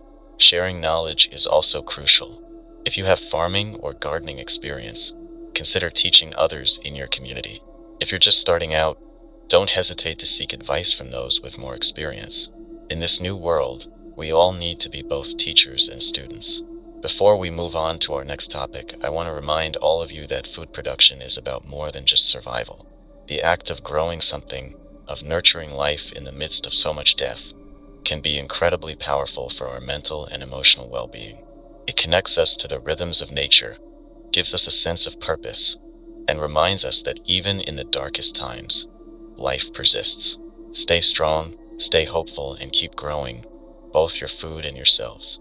Remember, every plant you nurture, every animal you care for, is a step towards reclaiming our world. This is Atlas, your voice in the apocalypse, reminding you that in seeds, we find hope for tomorrow. Now, let's turn our attention to a topic that's becoming increasingly important as we try to rebuild some semblance of our former lives: technology in the apocalypse. While we may not have the vast technological infrastructure we once did, understanding how to maintain, repair, and repurpose the tech we still have access to can make a huge difference in our survival and quality of life. First, let's talk about power generation. Electricity is a game changer in our current world. It allows us to preserve food, purify water, and maintain communication networks. Solar panels are one of the most reliable sources of power in our post-apocalyptic world. They require minimal maintenance and can last for decades if properly cared for. If you come across solar panels during your scavenging runs, they should be a high priority. Even damaged panels can often be repaired or used for parts. For those of you fortunate enough to have solar setups, remember to keep your panels clean. Dust, leaves, and other debris can significantly reduce their efficiency. A simple wipe down with a damp cloth can make a big difference. Also, be sure to check your wiring regularly for signs of wear or animal damage. Wind turbines are another excellent source of renewable energy, especially in open areas. While large-scale wind farms are likely inoperable due to lack of maintenance, smaller turbines can be managed by a small group or even an individual. If you're in an area with consistent wind, consider setting up a small wind turbine. You can even construct basic turbines from scavenged materials if you have the know-how. For those near running water, microhydro systems can provide a constant source of power.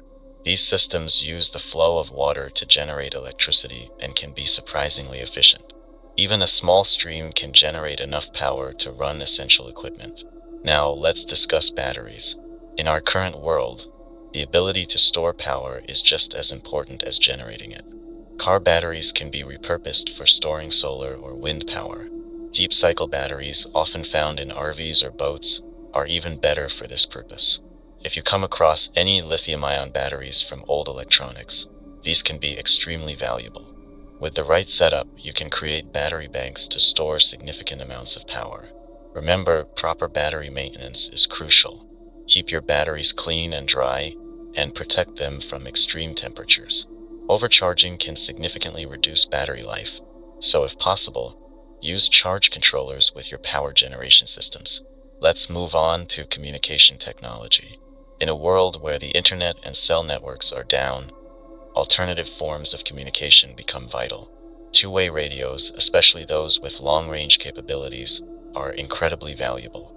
They allow for real-time communication over significant distances, which can be crucial for coordinating scavenging runs or warning of approaching threats. For longer-range communication, ham radios are unparalleled. If you have the equipment and expertise to operate a ham radio, you can potentially communicate across vast distances.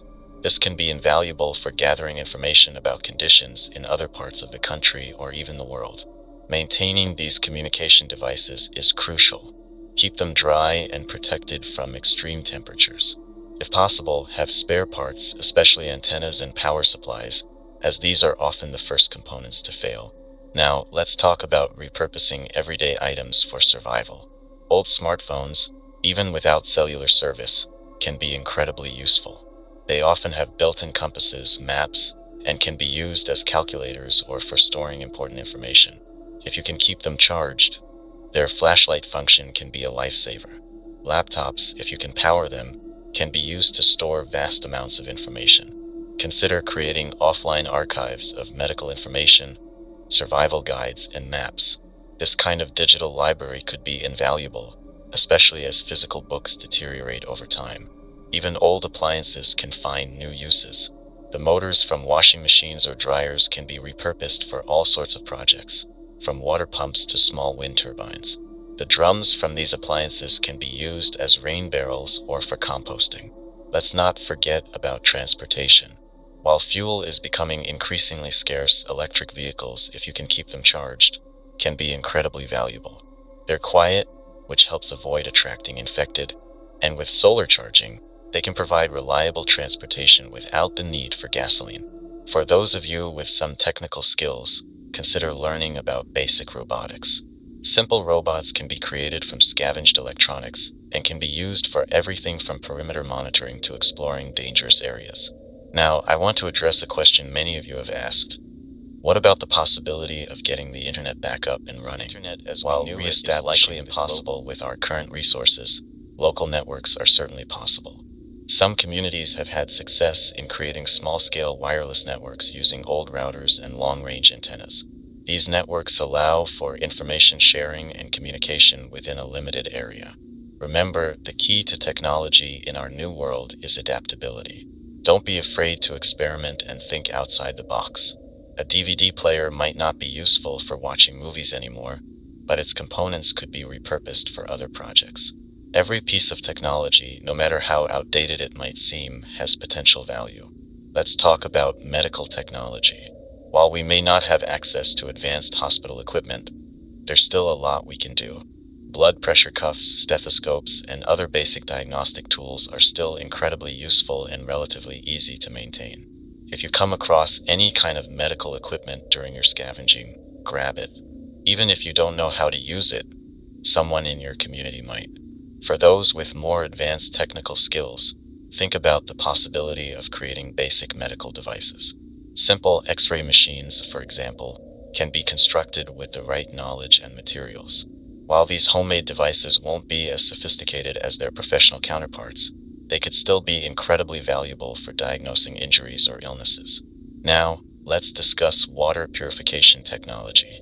Clean water is one of our most critical needs, and technology can help us meet it. UV water purifiers, if you can power them, are incredibly effective at killing waterborne pathogens. For larger scale purification, you can create sand and charcoal filters. With some basic plumbing skills, you might even be able to set up a small-scale water treatment system for your community. Let's not forget about the importance of timekeeping. In a world without cell phones automatically updating, knowing the correct time and date can be more important than you might think. It helps coordinate activities, plan for seasonal changes, and maintain a sense of normalcy. If you can find and maintain a few reliable watches or clocks, synchronize them and use them to keep your community on the same schedule. For agriculture, there's a lot of technology we can repurpose. Old pipes and pumps can be used to create irrigation systems.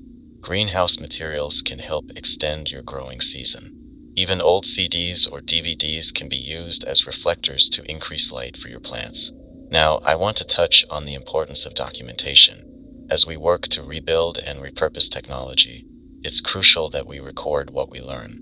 Keep detailed notes on your projects, successes, and failures. This information could be invaluable for future generations as they work to rebuild our technological infrastructure. Before we move on, I want to remind everyone of the importance of operational security when it comes to technology. While our devices can provide immense benefits, they can also make us vulnerable if they fall into the wrong hands. Be cautious about what information you store electronically, and always have a way to quickly destroy sensitive data if necessary. Remember, in our new world, the most valuable technology is often the simplest. A well-maintained bicycle can be more useful than a broken-down car. A hand crank radio might be more reliable than a more advanced device that you can't keep charged. Always consider the long-term sustainability of any tech you decide to rely on. As we continue to navigate this changed world, our ability to adapt and repurpose technology will be one of our greatest assets. Every device you repair, every system you redesign, is a step towards rebuilding. It's a testament to human ingenuity and a beacon of hope for our future. Stay innovative, stay curious, and above all, stay safe. This is Atlas, your voice in the apocalypse, reminding you that even in the darkest of times, human ingenuity lights the way forward. As we continue our broadcast, I want to shift our focus to a critical aspect of survival that we haven't yet discussed in depth: basic survival skills. These are the fundamental techniques that can mean the difference between life and death in our new world. Whether you're a seasoned survivor or someone who's just recently joined a group, these skills are essential for everyone. Let's start with one of the most crucial survival skills: first aid. In a world where professional medical help is scarce, knowing how to treat injuries and illnesses can save lives. First and foremost, learn how to stop bleeding. Apply direct pressure to the wound with a clean cloth or bandage. If the bleeding is severe, elevate the injured area above the heart if possible. For deep cuts, packing the wound with clean cloth or gauze can help control bleeding until it can be properly treated. Knowing how to recognize and treat shock is also vital. Symptoms include cold, clammy skin, weakness, and rapid breathing. Lay the person down, elevate their feet slightly, and keep them warm. Don't give them anything to eat or drink, as this could lead to choking. Burns are another common injury in our current world. For minor burns, cool the area with clean water and cover it with a sterile bandage.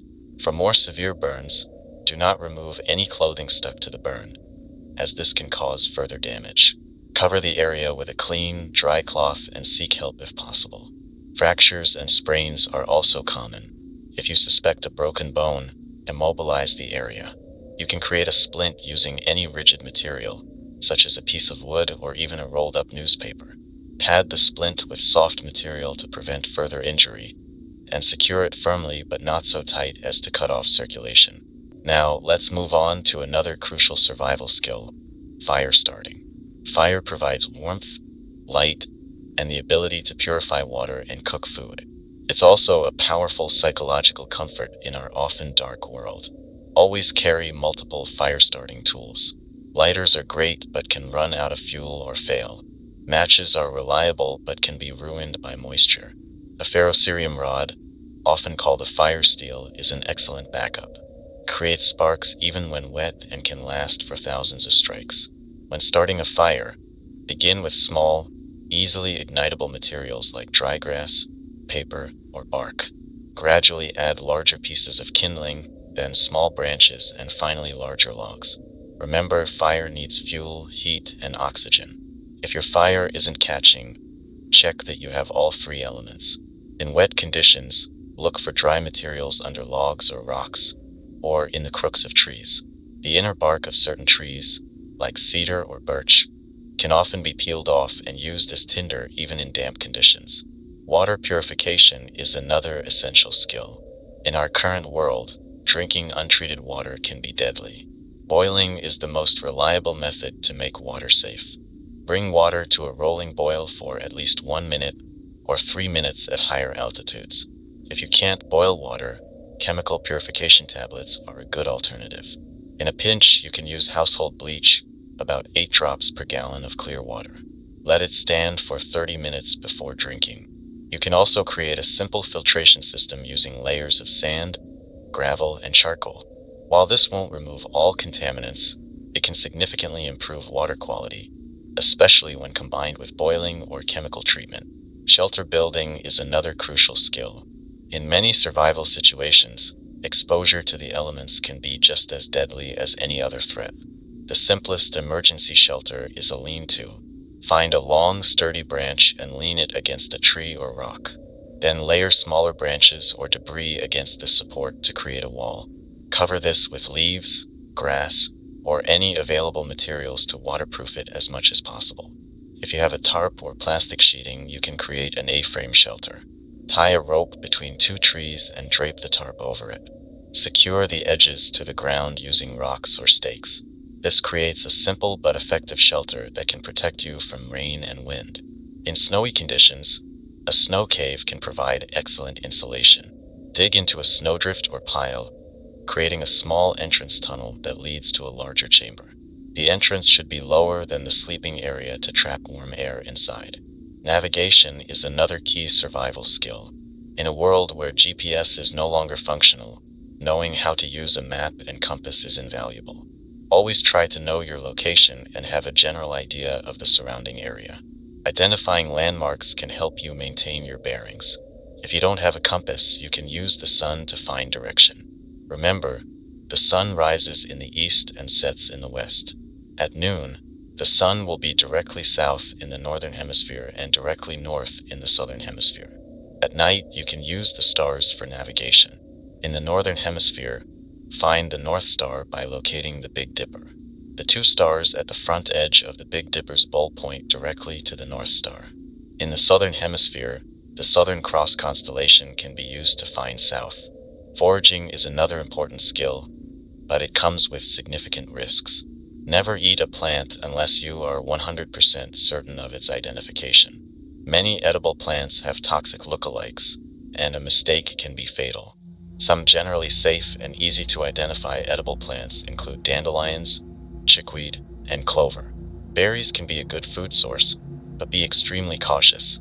A general rule is that 10% of white and yellow berries are edible, 50% of red berries are edible, and 90% of blue and black berries are edible. However, it's crucial to positively identify any berry before consuming it. Hunting and trapping can provide valuable protein, but they require specific skills and tools for small, simple snares. For fishing, hooks can be improvised from safety pins or even thorns, and line can be made from plant fibers or unraveled clothing. Now, let's talk about a skill that's become increasingly important in our new world: stealth. Moving quietly and remaining undetected can help you avoid both infected and potentially hostile survivors. When moving, be aware of your surroundings. Avoid stepping on dry leaves or twigs that could make noise. Move slowly and deliberately, pausing often to listen and observe. Camouflage is another aspect of stealth. This doesn't necessarily mean military-style face paint, although that can be effective. Simply wearing clothes that blend with your environment and breaking up your outline can make you much harder to spot. Avoid wearing bright colors or anything reflective.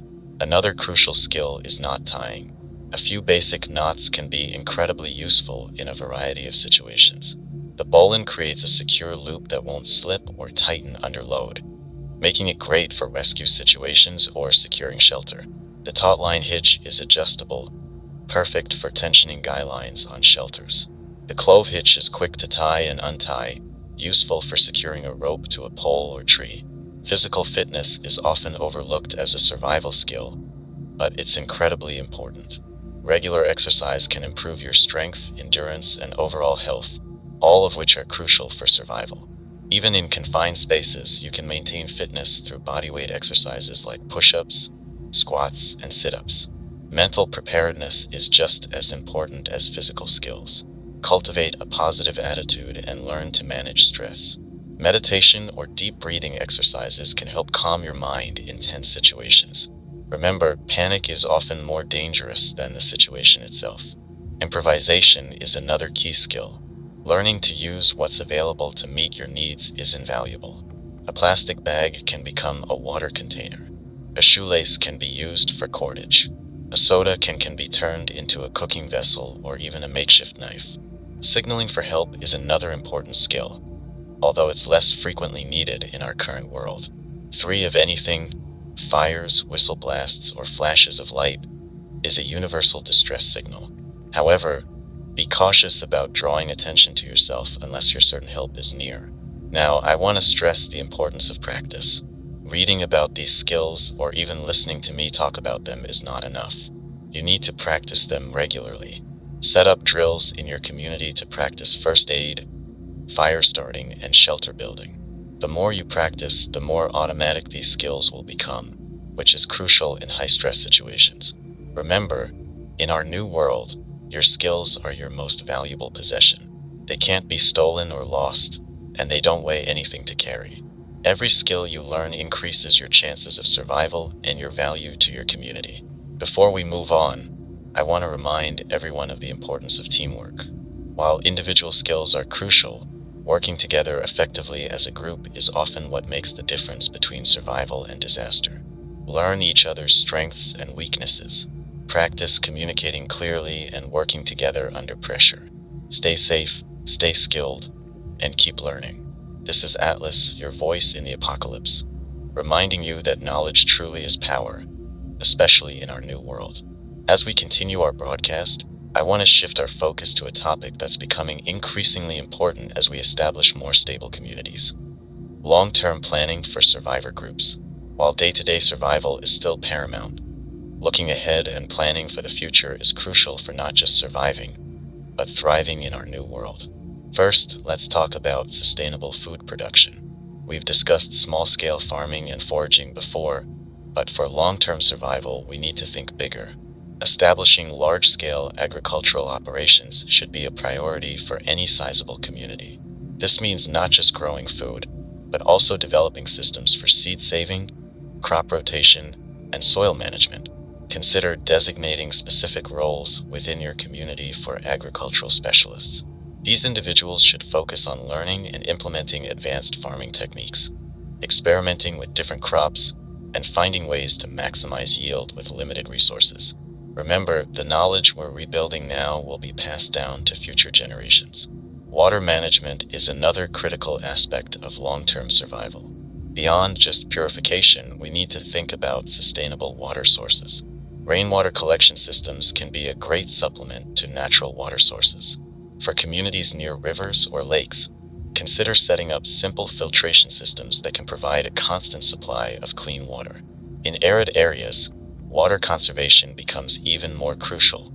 Implementing gray water systems, where slightly used water from activities like washing is repurposed for irrigation, can significantly reduce water consumption. Also, consider drought-resistant crops and xeriscaping techniques to minimize water needs. Energy production is another key factor for long-term sustainability. While scavenged fuel may sustain us for a while, it's a finite resource. Solar, wind, and hydropower are renewable options that, with proper maintenance, can provide energy for years to come. Invest time and resources into setting up and maintaining these systems. Also, don't forget about the importance of energy storage. Developing effective battery banks or other storage solutions is crucial for providing consistent power. Now, let's talk about defense and security. While we've discussed immediate defense strategies before, long-term security requires more comprehensive planning. Consider establishing a rotating guard system where all able-bodied community members take turns on watch duty. This not only ensures constant vigilance, but also helps everyone develop crucial observation and defensive skills. Perimeter defense should be an ongoing project. As time and resources allow, continue to improve your fortifications. This might include digging trenches, erecting walls, or setting up early warning systems. Remember, your defenses need to protect against both the infected and potentially hostile human groups. Training is a crucial aspect of long-term security. Set up a system to train all community members in basic self-defense and weapons use, if weapons are available. Knowledge of how to defend oneself and others is a valuable skill in our world. Let's move on to governance and social structure. As communities grow and stabilize, having a clear system of governance becomes important. This doesn't necessarily mean recreating pre-outbreak political systems. Instead, focus on creating a structure that works for your specific community. Many survivor groups have found success with council-based systems, where decisions are made by a group of elected or appointed individuals rather than a single leader. This can help prevent the rise of dictatorial figures and ensure that diverse viewpoints are considered in decision-making. Establish clear rules and consequences for your community. These should cover everything from resource distribution to conflict resolution. Having established protocols can prevent misunderstandings and conflicts before they arise. Education is another crucial aspect of long-term survival. We need to ensure that knowledge is not just preserved but passed on to younger generations. Consider establishing a schooling system within your community. This doesn't have to mirror pre-outbreak schools. Instead, focus on practical skills like reading, writing, math, and crucial survival techniques. For adult education, consider implementing a skill-sharing program. Encourage community members to teach their unique skills to others. This not only helps spread valuable knowledge, but also fosters a sense of community and mutual support. Healthcare is an ongoing challenge in our post-outbreak world. While we may not have access to the advanced medical technology of the past, we can work on developing sustainable healthcare systems. This might include training community members in basic medical skills, establishing clean spaces for treating injuries and illnesses, and working on ways to produce or preserve essential medicines. Herbalism and traditional medicine practices can be valuable supplements to modern medical knowledge. Encourage those with knowledge in these areas to share their expertise and experiment with growing medicinal plants. Mental health is an often overlooked aspect of long-term survival. The trauma of the outbreak and the ongoing stress of our new reality can take a severe toll.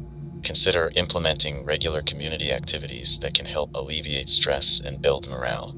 This could be anything from group meals to music nights to sports competitions. Now, let's talk about expansion and exploration. As your community stabilizes, you may want to consider expanding your territory or establishing outposts. This can provide access to more resources and create buffer zones around your main settlement. However, expansion should be done cautiously and with thorough planning. Exploration teams can be crucial for long-term survival. These groups can scout for resources, map the surrounding areas, and potentially make contact with other survivor groups. Establish clear protocols for these teams, including communication methods and emergency procedures. Trade and diplomacy with other survivor groups is another important aspect of long-term planning. While caution is always necessary when dealing with outsiders, establishing positive relationships with neighboring communities can be beneficial for everyone involved. Consider setting up regular trading meetups in neutral territories, increasingly complex as communities grow.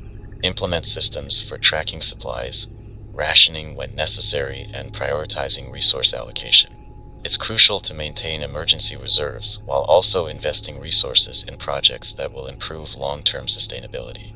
Waste management is another challenge that becomes more significant as communities grow. Improper waste disposal can lead to disease outbreaks and attract both pests and infected. Develop systems for safely disposing of or repurposing waste. Composting organic waste for agricultural use is one way to turn a potential problem into a valuable resource. Transportation is another factor to consider for long-term survival.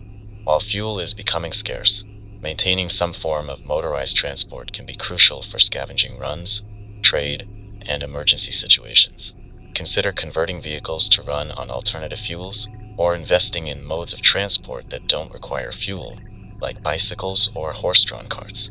As we think about the long-term future, we also need to consider how to preserve our history and culture. This isn't just about nostalgia.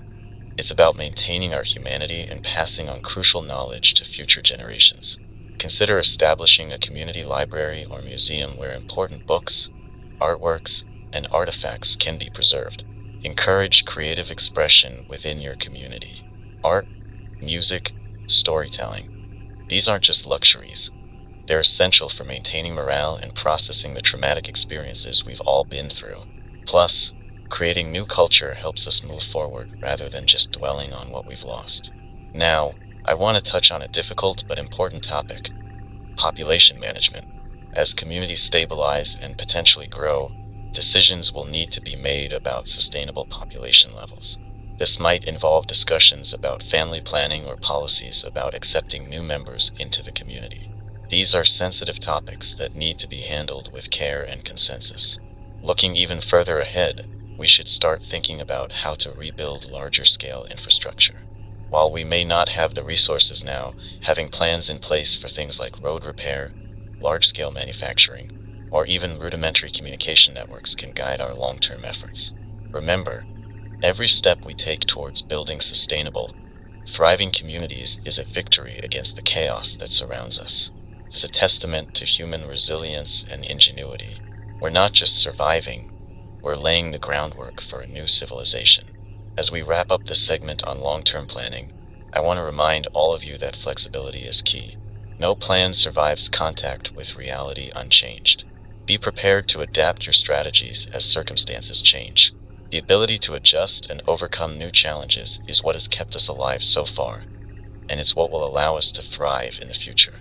Stay safe, stay strong, and keep planning for tomorrow. This is Atlas, your voice in the apocalypse, reminding you that even in the darkest times, we can build a brighter future. As we continue our broadcast, I want to address a topic that's been on many of your minds: dealing with other survivor groups. In our new world, encounters with other groups are inevitable, and how we handle these interactions can mean the difference between forging valuable alliances and facing dangerous conflicts. First and foremost, approach all encounters with caution. While there are many good people out there, the harsh realities of our world have made some survivors desperate and dangerous. When you first spot another group, observe them from a distance if possible. Look for signs that might indicate their intentions. Are they well organized and disciplined, or do they seem chaotic and aggressive? How do they treat members of their own group? These observations can give you valuable insights. If you decide to make contact, do so carefully. Choose a neutral meeting ground, preferably in an open area where it's difficult for either side to stage an ambush. Send a small team to make initial contact, but have backup ready in case things go south. Always have an escape route planned. When you meet, be polite but guarded. Don't reveal too much information about your own group, especially regarding your numbers, resources, or the location of your base. Start with small talk. Get a feel for who they are and what their situation is like. Are they open and friendly, or evasive and hostile? If the initial meeting goes well, consider setting up a system for future interactions. Establish regular meeting times and places for trade or information exchange. This can help build trust over time. However, always maintain a level of caution. Even groups that start out friendly can become threats if their situation changes. Now, let's talk about trading with other groups. Trade can be incredibly beneficial, allowing you to acquire resources you can't produce yourself. However, it also comes with risks. Start with small exchanges to build trust. Be fair in your dealings, but don't reveal all your cards. It's okay to let other groups think you have less than you do. This can prevent them from seeing you as a tempting target. When trading, be aware of the strategic value of what you're exchanging. Trading away weapons or ammunition, for example, could potentially arm a future enemy. On the other hand, trading knowledge or skills like medical care or equipment repair can foster goodwill without giving away critical resources. If you encounter a group that seems hostile or threatening, avoid conflict if possible. Sometimes, the best way to deal with a potential enemy is to make yourself an unattractive target. If they think attacking you will cost them more than they'll gain, they're likely to leave you alone. However, we must also be prepared for the possibility of conflict. If a hostile group is threatening your community, you may need to take action. This could range from setting up stronger defenses to preemptive strikes. These are heavy decisions that shouldn't be made lightly. Consider all options and potential consequences before resorting to violence. If conflict does occur, remember that our goal is survival, not revenge. Once the threat is neutralized, be prepared to offer mercy. Sometimes, former enemies can become valuable allies if given the chance. On a more positive note, let's discuss the potential benefits of alliances with other survivor groups. A network of allied communities can provide mutual support, shared resources, and a stronger defense against both the infected and hostile groups. Consider setting up systems for mutual aid, like shared patrols of trade routes or agreements to assist each other in emergencies. Information sharing is one of the most valuable aspects of intergroup cooperation. Other groups might have knowledge about safe zones, dangerous areas, or resource-rich locations that you're unaware of.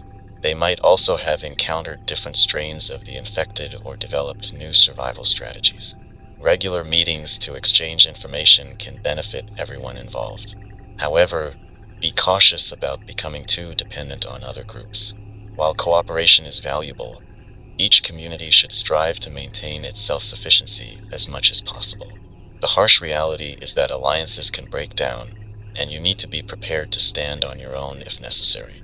Now, let's address a sensitive topic: integrating new members into your community. As you encounter other survivors or smaller groups, you may consider allowing them to join your community.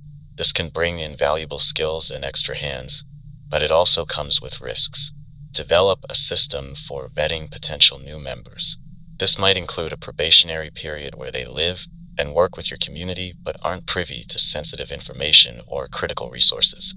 Use this time to assess their character and skills. Are they willing to pull their weight?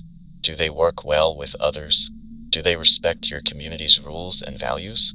Be wary of taking in large groups all at once, as this can shift the dynamics of your community dramatically.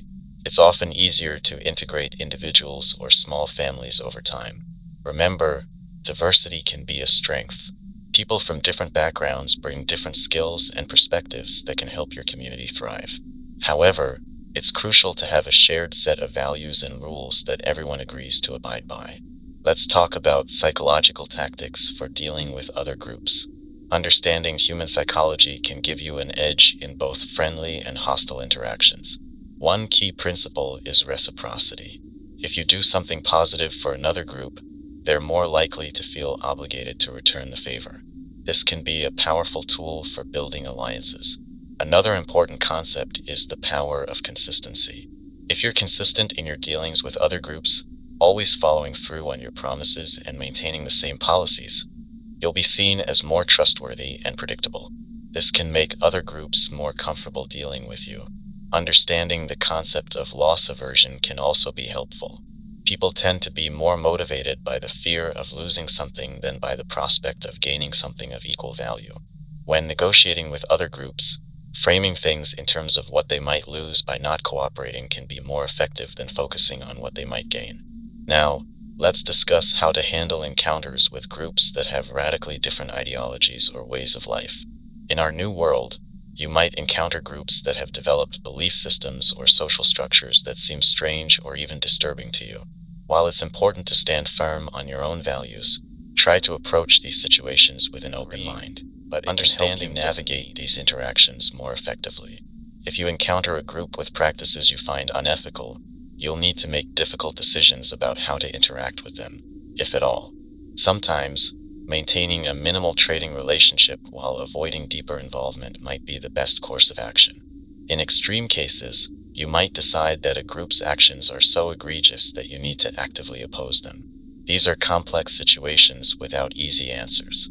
Let's move on to the topic of gathering intelligence about other groups. Information is power in our new world, and knowing about the groups in your area can be crucial for your survival.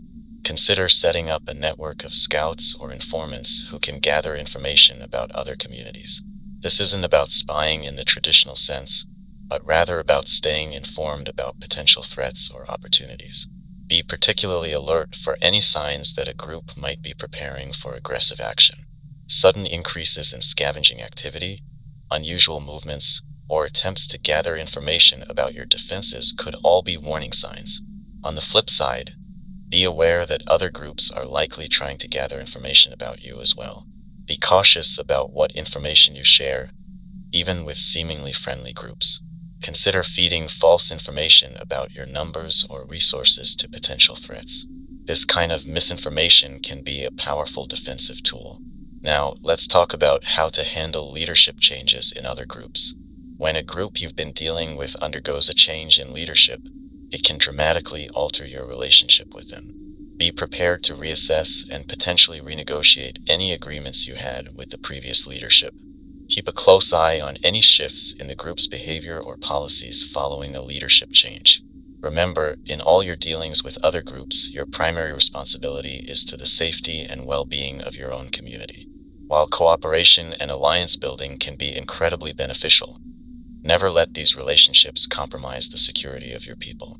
As we wrap up this segment on dealing with other survivor groups, I want to emphasize the importance of flexibility and adaptability. The dynamics between groups can change rapidly in our uncertain world. A friendly group can become a threat if their circumstances change drastically. Likewise, former enemies might become allies in the face of a greater threat. Always be prepared to reassess your relationships and adjust your strategies as needed. Stay vigilant, stay diplomatic, and above all, stay safe. This is Atlas, your voice in the apocalypse, reminding you that in this new world, our greatest strength lies in our ability to work together, while never forgetting the need to protect our own. As we continue our broadcast, I want to address a critical aspect of survival that we haven't yet discussed in depth: psychological tactics for staying alert and motivated in our post-apocalyptic world. The mental challenges we face are often just as daunting as the physical ones, and developing strategies to maintain our psychological well-being is crucial for long-term survival. First, let's talk about the importance of routine. In a world that often feels chaotic and unpredictable, establishing a daily routine can provide a sense of normalcy and control. This doesn't mean rigidly scheduling every minute of your day, but rather creating a general structure. Set regular times for waking, eating, working, and sleeping. This helps regulate your body's internal clock and can significantly improve both your mood and your cognitive function. Incorporate variety into your routine to prevent monotony. If your duties allow, try to rotate tasks or change up your responsibilities periodically. This not only helps prevent burnout, but also ensures that multiple people in your group have experience with different crucial tasks. Goal setting is another powerful psychological tool. In our current world, it's easy to feel overwhelmed by the enormity of our situation. Breaking things down into smaller, achievable goals can help combat this feeling. These goals can be as simple as reinforce the east wall this week, or as complex as establish a trade route with a neighboring community within the next month. Make sure your goals are smart, specific, measurable, achievable, relevant, and time-bound. Celebrate when you achieve these goals, no matter how small they might seem. These little victories can provide a significant morale boost. Now, let's discuss the importance of social connections. Humans are inherently social creatures, and maintaining strong relationships is crucial for our mental health. Make time for social interactions that aren't solely focused on survival tasks. Share meals together, organize game nights, or set up a regular time for storytelling or music. If you're in a position of leadership, pay attention to the social dynamics within your group. Encourage teamwork and try to mediate conflicts before they escalate. A harmonious social environment can significantly reduce stress and improve overall group performance.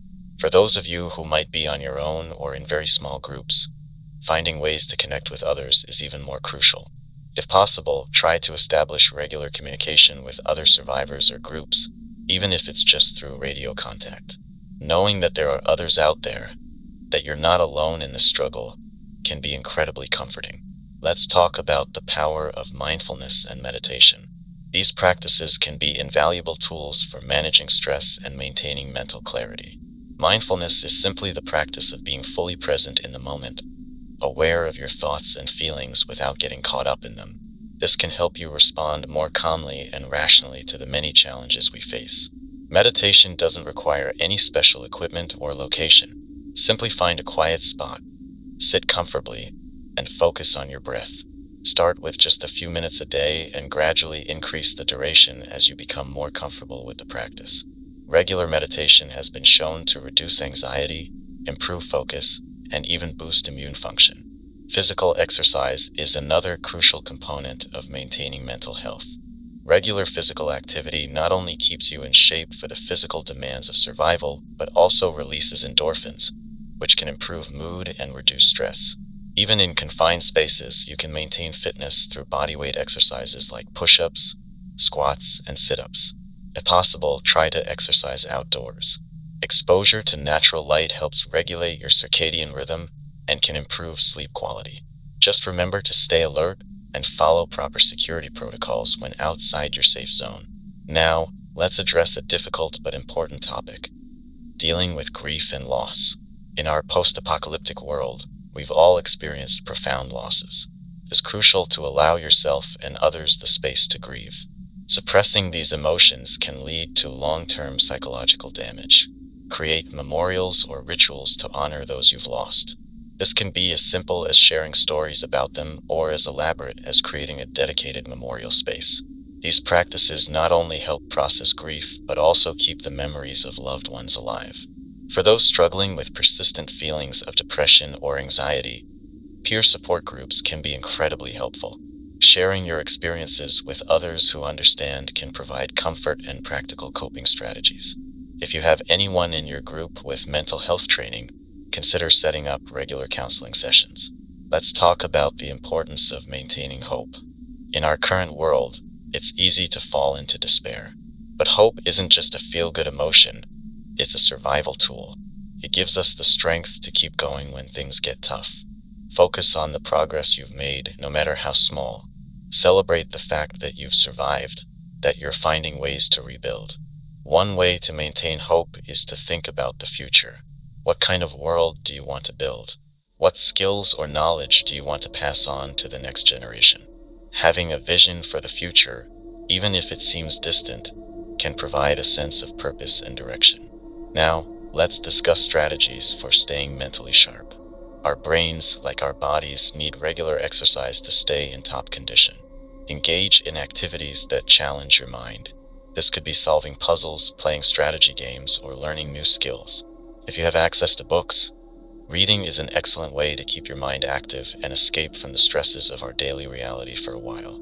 Teaching others is another great way to keep your mind sharp while also benefiting your community. Whether you're passing on survival skills, academic knowledge, or practical trades, the act of teaching forces you to organize your thoughts and often leads to deeper understanding of the subject matter. Let's talk about the psychological impact of constant vigilance. While staying alert is crucial for survival, being in a constant state of high alert can lead to burnout and decreased effectiveness over time. It's important to find ways to relax and let your guard down in safe environments. This might mean designating certain areas within your compound as safe zones, where people can relax without the need for constant watchfulness. Humor is another powerful psychological tool that's often overlooked in survival situations. Finding reasons to laugh, even in the darkest times, can provide a much-needed release of tension. Don't be afraid to joke and play when appropriate. It doesn't mean you're not taking your situation seriously. It means you're finding healthy ways to cope with the stress. Now, let's address the challenge of It's one thing to stay motivated during immediate crises, but keeping that motivation over months and years is a different challenge entirely. One effective strategy is to regularly remind yourself and your group of the progress you've made. Keep records of your achievements, no matter how small they might seem. Looking back at how far you've come can be a powerful motivator to keep pushing forward. Another strategy for maintaining motivation is to continually set new challenges for yourself and your group. This doesn't mean artificially creating difficulties, but rather always having a next goal to work towards. Whether it's expanding your agricultural output, improving your defenses, or establishing contact with a new group of survivors, having ongoing projects gives you something to focus on beyond day-to-day survival. Let's talk about the importance of maintaining a sense of identity. In our changed world, it's easy to feel like we've lost touch with who we were before the outbreak. But maintaining a connection to your pre-apocalypse self can be a powerful anchor for your mental health. Hold on to objects that remind you of your past life if you can. Continue practices or hobbies that were important to you before, even if they need to be adapted to our current circumstances. For those of you in leadership positions, it's crucial to be aware of the psychological state of your group. Watch for signs of depression, anxiety, or post-traumatic stress in your people. These might include changes in sleep patterns, withdrawal from social interactions, increased irritability, or a noticeable decrease in performance of duties. Addressing these issues early can prevent them from becoming more serious problems down the line. Now, let's discuss strategies for dealing with the psychological impact of violence. In our world, Encounters with the infected or hostile groups often result in violent confrontations. It's important to acknowledge the psychological toll this takes. After any violent encounter, make sure to debrief with your group. Allow people to express their feelings and experiences. This not only helps process the trauma, but also allows you to learn and improve your tactics for future encounters. For those who have had to take human lives in defense of themselves or their group, the psychological impact can be particularly severe. It is crucial to provide support and understanding. Remind them that in our world, these actions are often necessary for survival, but also allow space for them to process their feelings about what they've had to do. Let's talk about the power of storytelling. Sharing stories, whether they're about our past lives, our current experiences, or even fictional tales, can be a powerful tool for building community and maintaining mental health. Stories help us make sense of our experiences, connect with others, and imagine possibilities beyond our current circumstances. Consider setting up regular storytelling sessions in your community.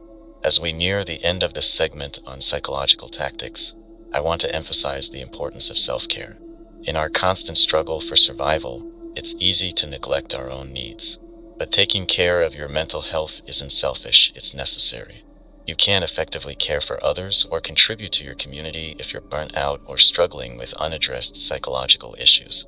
Remember, there's no shame in struggling with the mental and emotional challenges of our new reality. We've all been through tremendous trauma and continue to face stressful situations daily. Reaching out for help when you need it is a sign of strength, not weakness. Stay strong, stay alert, but also remember to take care of your mind as well as your body. This is Atlas, your voice in the apocalypse, reminding you that in this new world, our mental resilience is just as important as our physical strength. As we continue our broadcast, I want to address a critical topic that every survivor group needs to consider: preparing for worst-case scenarios. While we've all become adept at handling the day-to-day challenges of our post-apocalyptic world, it's crucial to have plans in place for those times when everything that can go wrong does go wrong. First, let's talk about what we mean by worst-case scenarios. These are situations that go beyond our usual challenges. We're talking about events like a massive horde of infected breaching your defenses, the total failure of your food production systems, or an attack by a large, well-organized hostile group. While we hope these situations never arise, being prepared for them can mean the difference between survival and catastrophe. One of the most important aspects of preparing for worst-case scenarios is having a clear chain of command and decision-making process. In a crisis, there isn't time for lengthy debates or confusion about who's in charge. Every member of your group should know exactly who they report to and who has the authority to make critical decisions. This doesn't mean establishing a dictatorship, but rather having a clear, agreed-upon structure that can function efficiently in high-stress situations. Next, let's discuss evacuation plans. Every settlement, no matter how well fortified, should have a plan for rapid evacuation if the situation becomes untenable. This plan should include multiple escape routes, pre-designated rally points, and a system for accounting for all members of your group. Practice these evacuation drills regularly so that everyone knows exactly what to do if the order is given. In your evacuation plans, consider establishing cache points along your escape routes. These are hidden stockpiles of supplies that can sustain your group if you're forced to flee with minimal preparation. These caches should include non-perishable food, water purification methods, basic medical supplies, and if possible, weapons and ammunition. Now, let's talk about communications in worst-case scenarios. Your usual methods of communication might be compromised in a crisis. Establish backup communication methods and make sure everyone knows how to use them. This could include things like prearranged signal fires, emergency radio frequencies, or even a system of runners for delivering messages if all else fails. One scenario every group needs to be prepared for is the loss of key personnel. What happens if your best medic is incapacitated, or if your security chief is killed in an attack? Cross-training is crucial here. Ensure that multiple people have at least basic competency in all critical skills. No single person should be the only one who knows how to perform a vital function. Let's discuss resource management in crisis situations. In a worst-case scenario, you may find yourself cut off from your usual resources. Every member of your group should know how to identify and utilize alternative resources. This includes knowledge of edible plants in your area, alternative water sources, and how to repurpose everyday items for survival use. Now, let's address a difficult topic: triage in crisis situations. If your group is overwhelmed, you may be forced to make hard decisions about allocation of resources or who to save.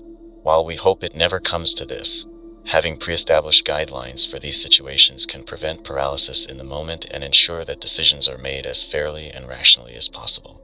Another crucial aspect of worst-case scenario planning is maintaining operational security. In a crisis, it's easy to let your guard down or make mistakes that could compromise your security.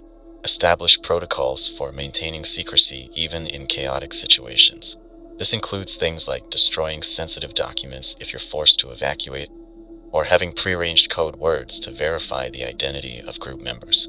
Let's talk about psychological preparation for worst-case scenarios. The mental toll of a crisis situation can be just as devastating as the physical challenges. Regular drills and discussions about these scenarios can help reduce panic when real crises occur. It's also important to have strategies in place for dealing with the psychological aftermath of traumatic events. One scenario that every group needs to be prepared for is the potential for internal conflict or betrayal. In high-stress situations, tensions can boil over, or individuals might be tempted to put their own interests above the group's. Have clear procedures in place for dealing with internal threats, and make sure everyone understands the consequences of actions that endanger the group. Now, let's discuss the importance of flexibility in crisis situations. While having plans is crucial, it's equally important to be able to adapt when those plans fall apart. Encourage creative thinking and problem-solving skills in your group. The ability to improvise and think on your feet can be the difference between life and death when everything goes wrong. One often overlooked aspect of worst-case scenario planning is the importance of morale. In a crisis, maintaining hope and a sense of purpose can be just as important as physical preparation. Consider designating certain individuals as morale officers, whose job it is to keep spirits up even in the darkest times. Let's talk about the potential for environmental disasters. Depending on your location, you might face threats from wildfires, floods, earthquakes, or other natural disasters. These events can be particularly dangerous in our post-apocalyptic world where emergency services no longer exist. Have specific plans in place for each type of disaster you might face in your area. Another worst-case scenario to consider is the outbreak of disease within your community. In a world without advanced medical care, even relatively minor illnesses can quickly become life-threatening epidemics. Have quarantine procedures in place and ensure that everyone control measures. Now, let's discuss the possibility of your group splitting up. While we always aim to stay together, there may be situations where splitting into smaller groups is the only option for survival. Have prearranged meeting points and methods for reestablishing contact if your group is forced to separate. One particularly challenging scenario to prepare for is the potential for long-term isolation. What if your group is cut off from all outside contact for an extended period? Ensure that you have the means to sustain yourselves indefinitely without outside resources. This includes not just food and water, but also the ability to manufacture or repair essential tools and equipment. Let's talk about the importance of information preservation in worst-case scenarios. If your settlement is overrun or destroyed, what crucial information needs to be saved? Consider creating bug-out bags that contain not just survival supplies, but also key documents, maps, and other vital information. Encrypting sensitive information can also be useful in case these documents fall into the wrong hands. Now, let's address a sobering topic: end-of-life planning. In our dangerous world, it's important that everyone in your group has made their wishes known in case of their death. This can include things like how to dispose of their body, what to do with their personal possessions, or messages to be delivered to loved ones. Having these discussions ahead of time can prevent additional stress and conflict in already difficult situations. One worst-case scenario that's particularly relevant to our world is the potential evolution or mutation of the infected. We've already seen changes in infected behavior over time, Have plans in place for dealing with infected that might display new capabilities or vulnerabilities. This might include alternative defense strategies or new methods of detection. Let's discuss the importance of maintaining a bug-out vehicle.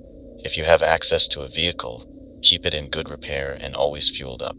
In a crisis situation, having a means of rapid transportation can be invaluable. Consider modifying vehicles for off-road use and reinforcing them against potential attacks. Now, let's talk about the worst-case scenario of capture by hostile groups. While we hope it never happens, everyone in your group should know how to behave if captured. This includes things like protecting sensitive information, techniques for escape, and how to signal for help if possible. One scenario that every group should be prepared for is the loss of your primary water source. Whether due to contamination, drought, or hostile action, losing access to clean water can quickly become a life-threatening situation. Have multiple backup water sources identified and the means to access and purify water from these sources. Let's discuss the potential for technological threats. While most advanced technology is no longer functioning, there may still be groups out there with access to things like EMP devices or other tech that could pose a threat. Have plans in place for operating without any electronic devices if necessary. As we wrap up this segment on preparing for worst-case scenarios, I want to emphasize that the goal isn't to constantly dwell on everything that could go wrong. Rather, it's about being prepared so that you can face any challenge with confidence. By planning for the worst, we put ourselves in the best position to survive and thrive, no matter what our dangerous world throws at us.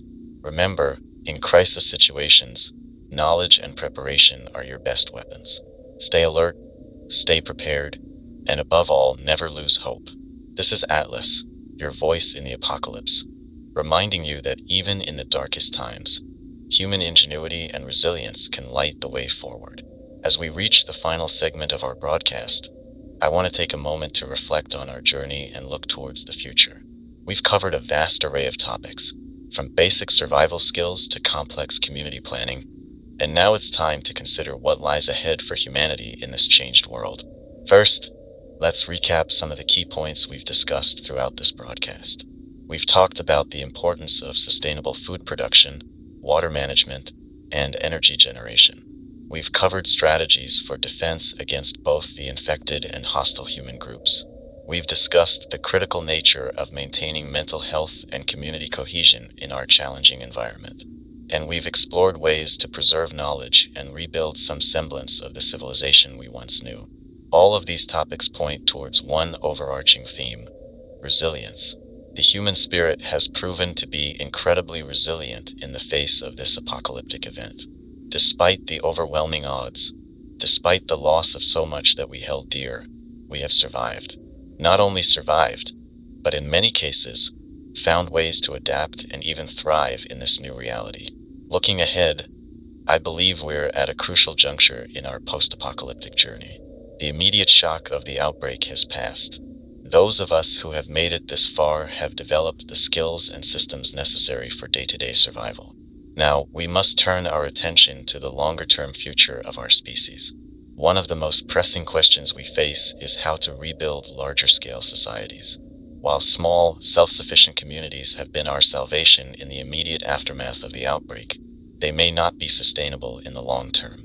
We need to start thinking about how to reconnect these isolated pockets of humanity, how to reestablish trade networks, and how to rebuild the infrastructure necessary for more complex societal structures.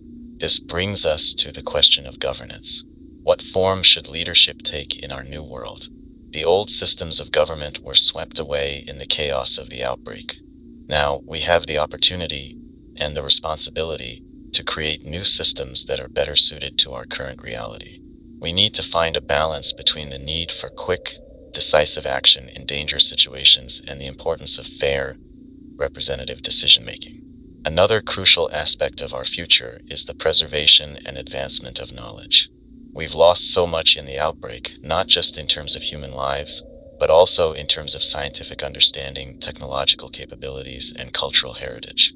It's vital that we make a concerted effort to preserve what knowledge we still have and to continue pushing forward with new discoveries and innovations. This ties into the question of education. How do we ensure that the next generation, those born into this post-apocalyptic world, have the knowledge and skills they need not just to survive, but to continue rebuilding and advancing our society. We need to develop educational systems that balance practical survival skills with broader knowledge of history, science, and culture. One of the most exciting possibilities for our future is the potential for rediscovery. As we expand our territories and reestablish connections between communities, we're likely to uncover caches of knowledge, technology, or resources that were lost or forgotten in the chaos of the outbreak. Each of these discoveries could provide a significant boost to our rebuilding efforts. However, as we look to the future, we must also remain vigilant about ongoing threats. The infected are still a constant danger, and we've observed changes in their behavior over time.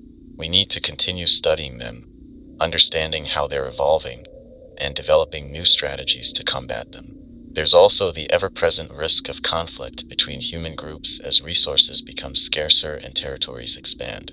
Climate change is another factor we need to consider in our long-term planning. The breakdown of industrial society may have slowed the pace of global warming, but the effects of centuries of pollution are still with us. We need to be prepared for changing weather patterns, rising sea levels, and other environmental challenges. On a more positive note, our new world offers unprecedented opportunities for reimagining how human society could function. We have the chance to create more sustainable ways of living, to develop new forms of community organization, and to forge a deeper connection with the natural world around us. One area where I see great potential is in the development of new technologies suited to our post-apocalyptic reality. We may not be able to recreate the advanced electronics of the pre-outbreak world, at least not in the short term, but there's enormous scope for innovation in areas like sustainable energy, water purification, and low-tech manufacturing. As we think about the future, we also need to consider the psychological legacy of the outbreak. How do we process the collective trauma we've experienced? How do we honor the memory of those we've lost while still moving forward? These are questions that each community, each individual will need to grapple with in their own way. Another important consideration for our future is how we handle encounters with other large-scale survivor groups. As communities grow and expand, it's inevitable that we'll come into contact with other groups that have developed their own ways of surviving and governing. How we navigate these encounters, whether we choose cooperation or conflict, will shape the geopolitical landscape of our new world. We also need to think about how we'll handle the rediscovery of pre-outbreak weapons and technology. If a community uncovers a cache of advanced weapons or reactivates old military equipment, it could dramatically shift the balance of power in an area. We need to consider how to prevent these discoveries from leading to devastating conflicts. Looking even further into the future, we need to consider the possibility. While it might seem far-fetched given our current circumstances, maintaining and expanding our presence beyond Earth could be crucial for the long-term survival of our species. We should be preserving astronomical knowledge and, where possible, maintaining observatories and other space-related facilities. As we consider all these aspects of our future, it's important to remember that the choices we make now will shape the world for generations to come. We have the opportunity to learn from the mistakes of the past and create a more just, sustainable, and resilient civilization. One of the most powerful tools we have for shaping our future is storytelling.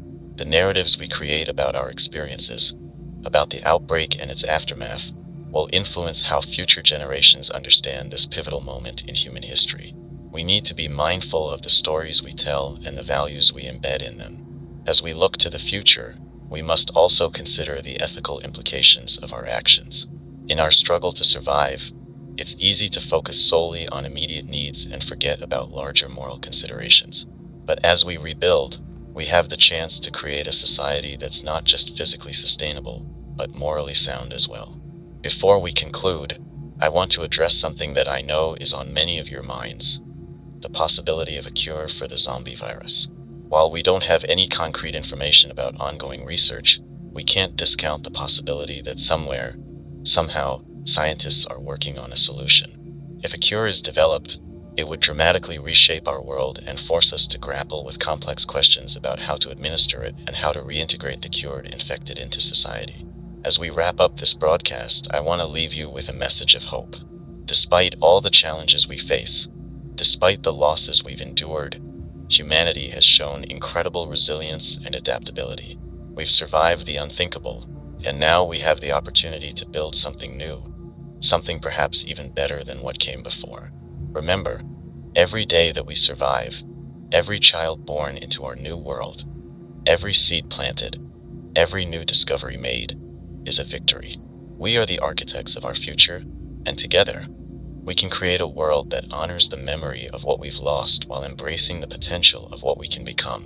Stay strong, stay vigilant, and above all, stay human. This is Atlas, your voice in the apocalypse, signing off for now but never falling silent. The future is in our hands, and together, we will forge a path forward.